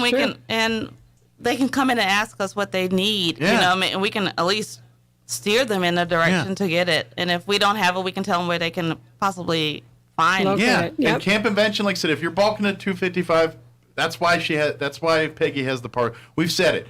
We do not want money to be the reason why these kids aren't going. We'll figure it out. She's not going to offer full scholarships because we want invested stake on the family side as well. And studies show, if you contribute a little, then you got investment in it and all that. So we can't make it free for you, but we can definitely help you out enough to where it is affordable for your new family if you do. And to help keep that going, let me throw this other plug. If there's anybody out there listening that'd like to donate to Camp Invention, every time you donate, that's what this money's used for, those scholarships. We had some awesome donors that have really helped out not only this year but in years past. But that does dry up at some point, and so we want more people donating and things like that. So if you're listening and saying, that's a great idea, I'd like to give $100 or a couple $100 to Camp Invention to help with scholarships, We'd love to have that, and I guarantee you, every single penny you donate will go back to help one of these kids go to camp. If it's not this summer, next summer. Yeah, You know what I mean? families with 3 kids call. Yeah. You know, the parents call with 3 kids in elementary, and they Next can you know, help? they're I'm dropping like, close yes. to $1,000 to go to camp for 3 kids. Yeah, that's Yes, a lot I of can money. help all 3. Yeah. Let's get those kids to camp. So, I Yeah. mean,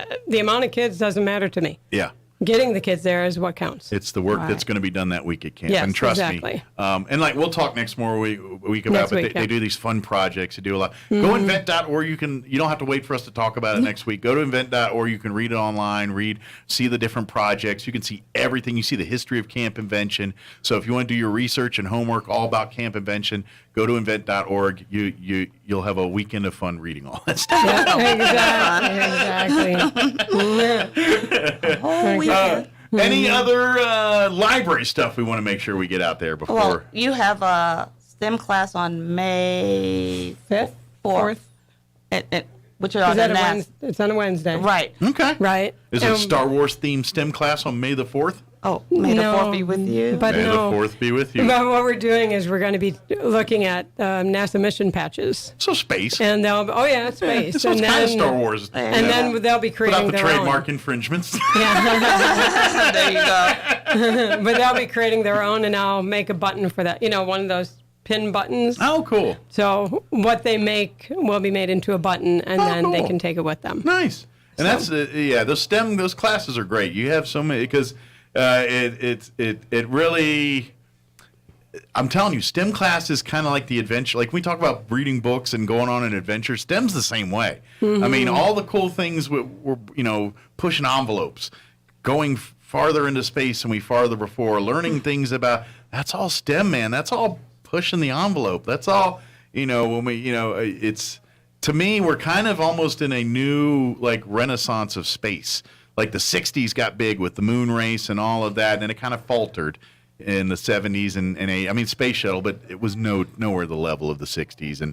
But I think with Mars and with these private companies now jumping on board, I think we're entering a new era of space. And so these classes, these STEM things are preparing these kids because when we're old and dusty and crusty and sitting on porches, these kids are probably going, yeah, we got the moon base trip this weekend. You know what I mean? And so let's go. Yeah. So so I think sign them up for these classes and let's have some fun with all this. And they probably learn you a thing or two. Your kids. Well, after they you don't do have it. to sign up. They just show up. Just come on out and be a part of it. Yep. So. And that's at 4:30 on May 4th, and that'll be our last STEM Sure, class. it's the 4th.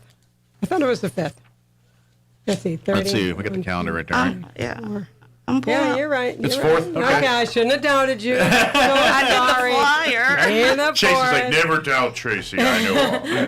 No, I just pretend to know it all. I tell people I know it all. I just can't remember it all at once. There you go. There you go. Of course, if you have any questions about anything we're talking about here, don't hesitate to reach out. Call the library direct. What's the library's main number there? 575-622-7101. Very good. Also, if you follow the Roswell Public Library on the two big social medias are Facebook and Instagram, you can follow, and I encourage you to do that because you get to see, like when they do Lego nights, they'll put some of the projects up of the kids or the families that do. So different, whenever there's a new program or new event coming up, that's one of the first places you'll learn about it there. So get that.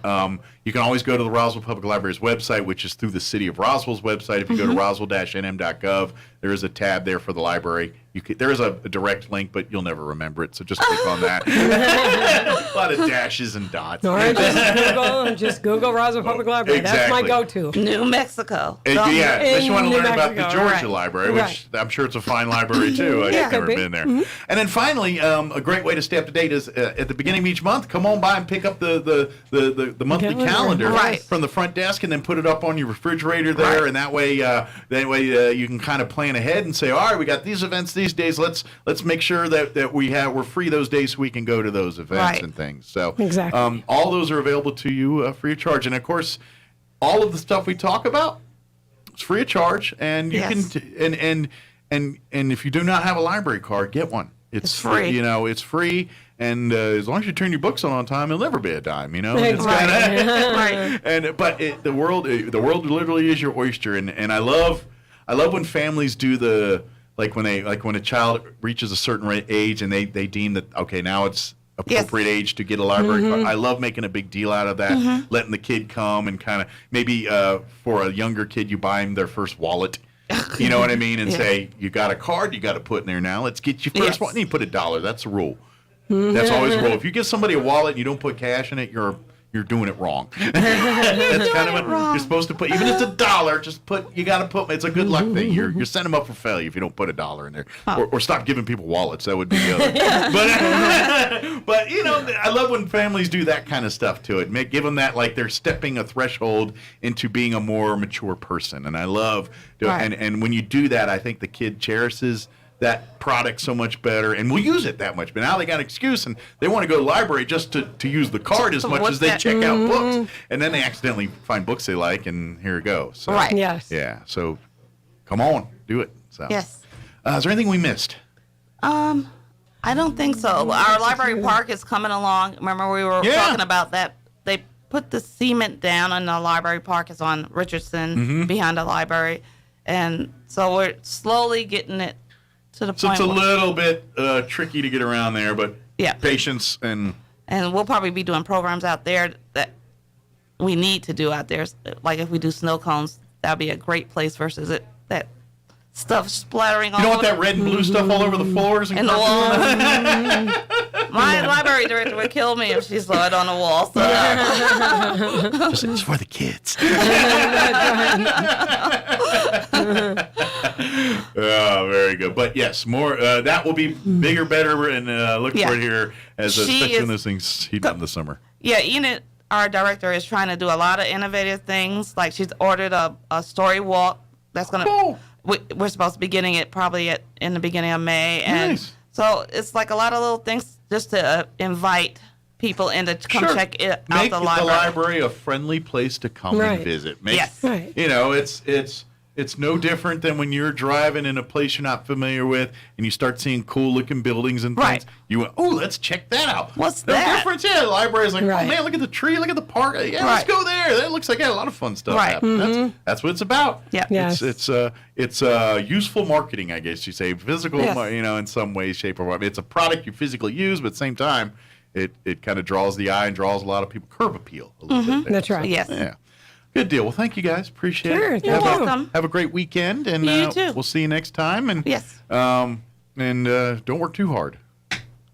I know that's easier said than done. Of course not. But I know librarians, you guys, like every librarian I've met, like they're task oriented people. So like when they get set in their mind that this is the project, there's it's hard to get them off that distraction. It's hard to distract them from that. I'm planning all the way till December right now, so there you go. I know how librarians think a little bit here, so I know you're going to, and what ends up happening is something that probably could have been done, but because you're you're like, no, and then you're overthinking and I know all about that. Oh, yeah. Thank you, ladies. All right, Appreciate it. thank you. We'll see you next time. All It right. is 9:54. Let's do a quick sports and Wall Street update. Quick break before we go. Don't go away. You're listening to Mornings with Mike Winters. It's time for the Chavez County Sports Report. The Goddard and Roswell baseball teams were in action yesterday, and it was a bit of a surprise for Goddard leading its district in baseball, losing at Portales by a score of 7-4. Now Goddard will get a chance at redemption today against the same team. It's Goddard hosting Portales for a doubleheader starting at 5 o'clock. Meanwhile, Roswell loses to Carlsbad by a score of 11-0 yesterday. Roswell and Carlsbad again, a doubleheader today. That starts at 5 o'clock in Carlsbad. Also, Goddard softball playing at Artesia today. Tomorrow. That's a doubleheader that starts at 11 a.m. And today, you've got Roswell softball in action at home against Hobbs. These two teams played earlier this week. Pretty close games. Roswell lost them both. They'll try to get back at the Eagles today, starting at 5. Sports Report brought to you by DSI. Call DSI for all your office technology needs. I'm Eric Butler at Roswell Talk FM 106.5. With the Wall Street Business Report, I'm Rich Thomason. Fed Chairman Jerome Powell's assertion that aggressive interest rate hikes are needed to fight inflation has taken some of the wind out of Wall Street's sails, with the benchmarks opening lower this morning. Powell says the Fed must move faster than it has previously to tackle inflation, which suggests sharp interest rate hikes are likely in the coming months. After a terrible first quarter, U.S. airlines say they expect to return to profitability as Americans return to travel in the biggest numbers since the start of the coronavirus pandemic. Healthcare stocks leading the way lower on Wall Street. Hospital operator HCA tumbled 14% after it cut its financial forecasts. Consumer products giant Kimberly-Clark reporting a first quarter profit $523 million, exceeding Wall Street's expectations. For the Wall Street Business Report, I'm Rich Thomason. Roll in and save during the Moneyopoly event at Roswell Nissan with game-changing savings on a huge selection of vehicles like a 2017 Chevy Malibu for just $279 a month, a 2018 Escape for just $249 a month, or a 2015 Rogue for just $149 a month. Get a mini Monopoly board and play the Plinko Cash Grab for your chance at cold hard cash just for stopping by. Get a free trip to Vegas with a test drive and bring your mailer for the chance to win $50 grand. Moneyopoly all month long at Roswell Nissan, 2111 West 2nd. So what am I doing with my tax refund? I'm giving my home a makeover with new furniture from Glenn's. A new living room, dining room, and bedroom. Even a curio cabinet for my elephant collection. Glenn's has beautiful, high-quality furniture that I'll be proud of for years. And Glenn's will deliver it for free. So my tax refund and I are headed for Glenn's, and my home is going to be fresh, bright, and beautiful. Since 1953, people have been coming to Glenn's Furniture at the corner of Union and Alameda in Roswell. Roswell is our home. That's why we've all got to do our part to stop illegal dumping. Throwing your trash, clutter, or yard debris in the alleys, sidewalks, or streets is a crime, and it takes time and money to clean it up.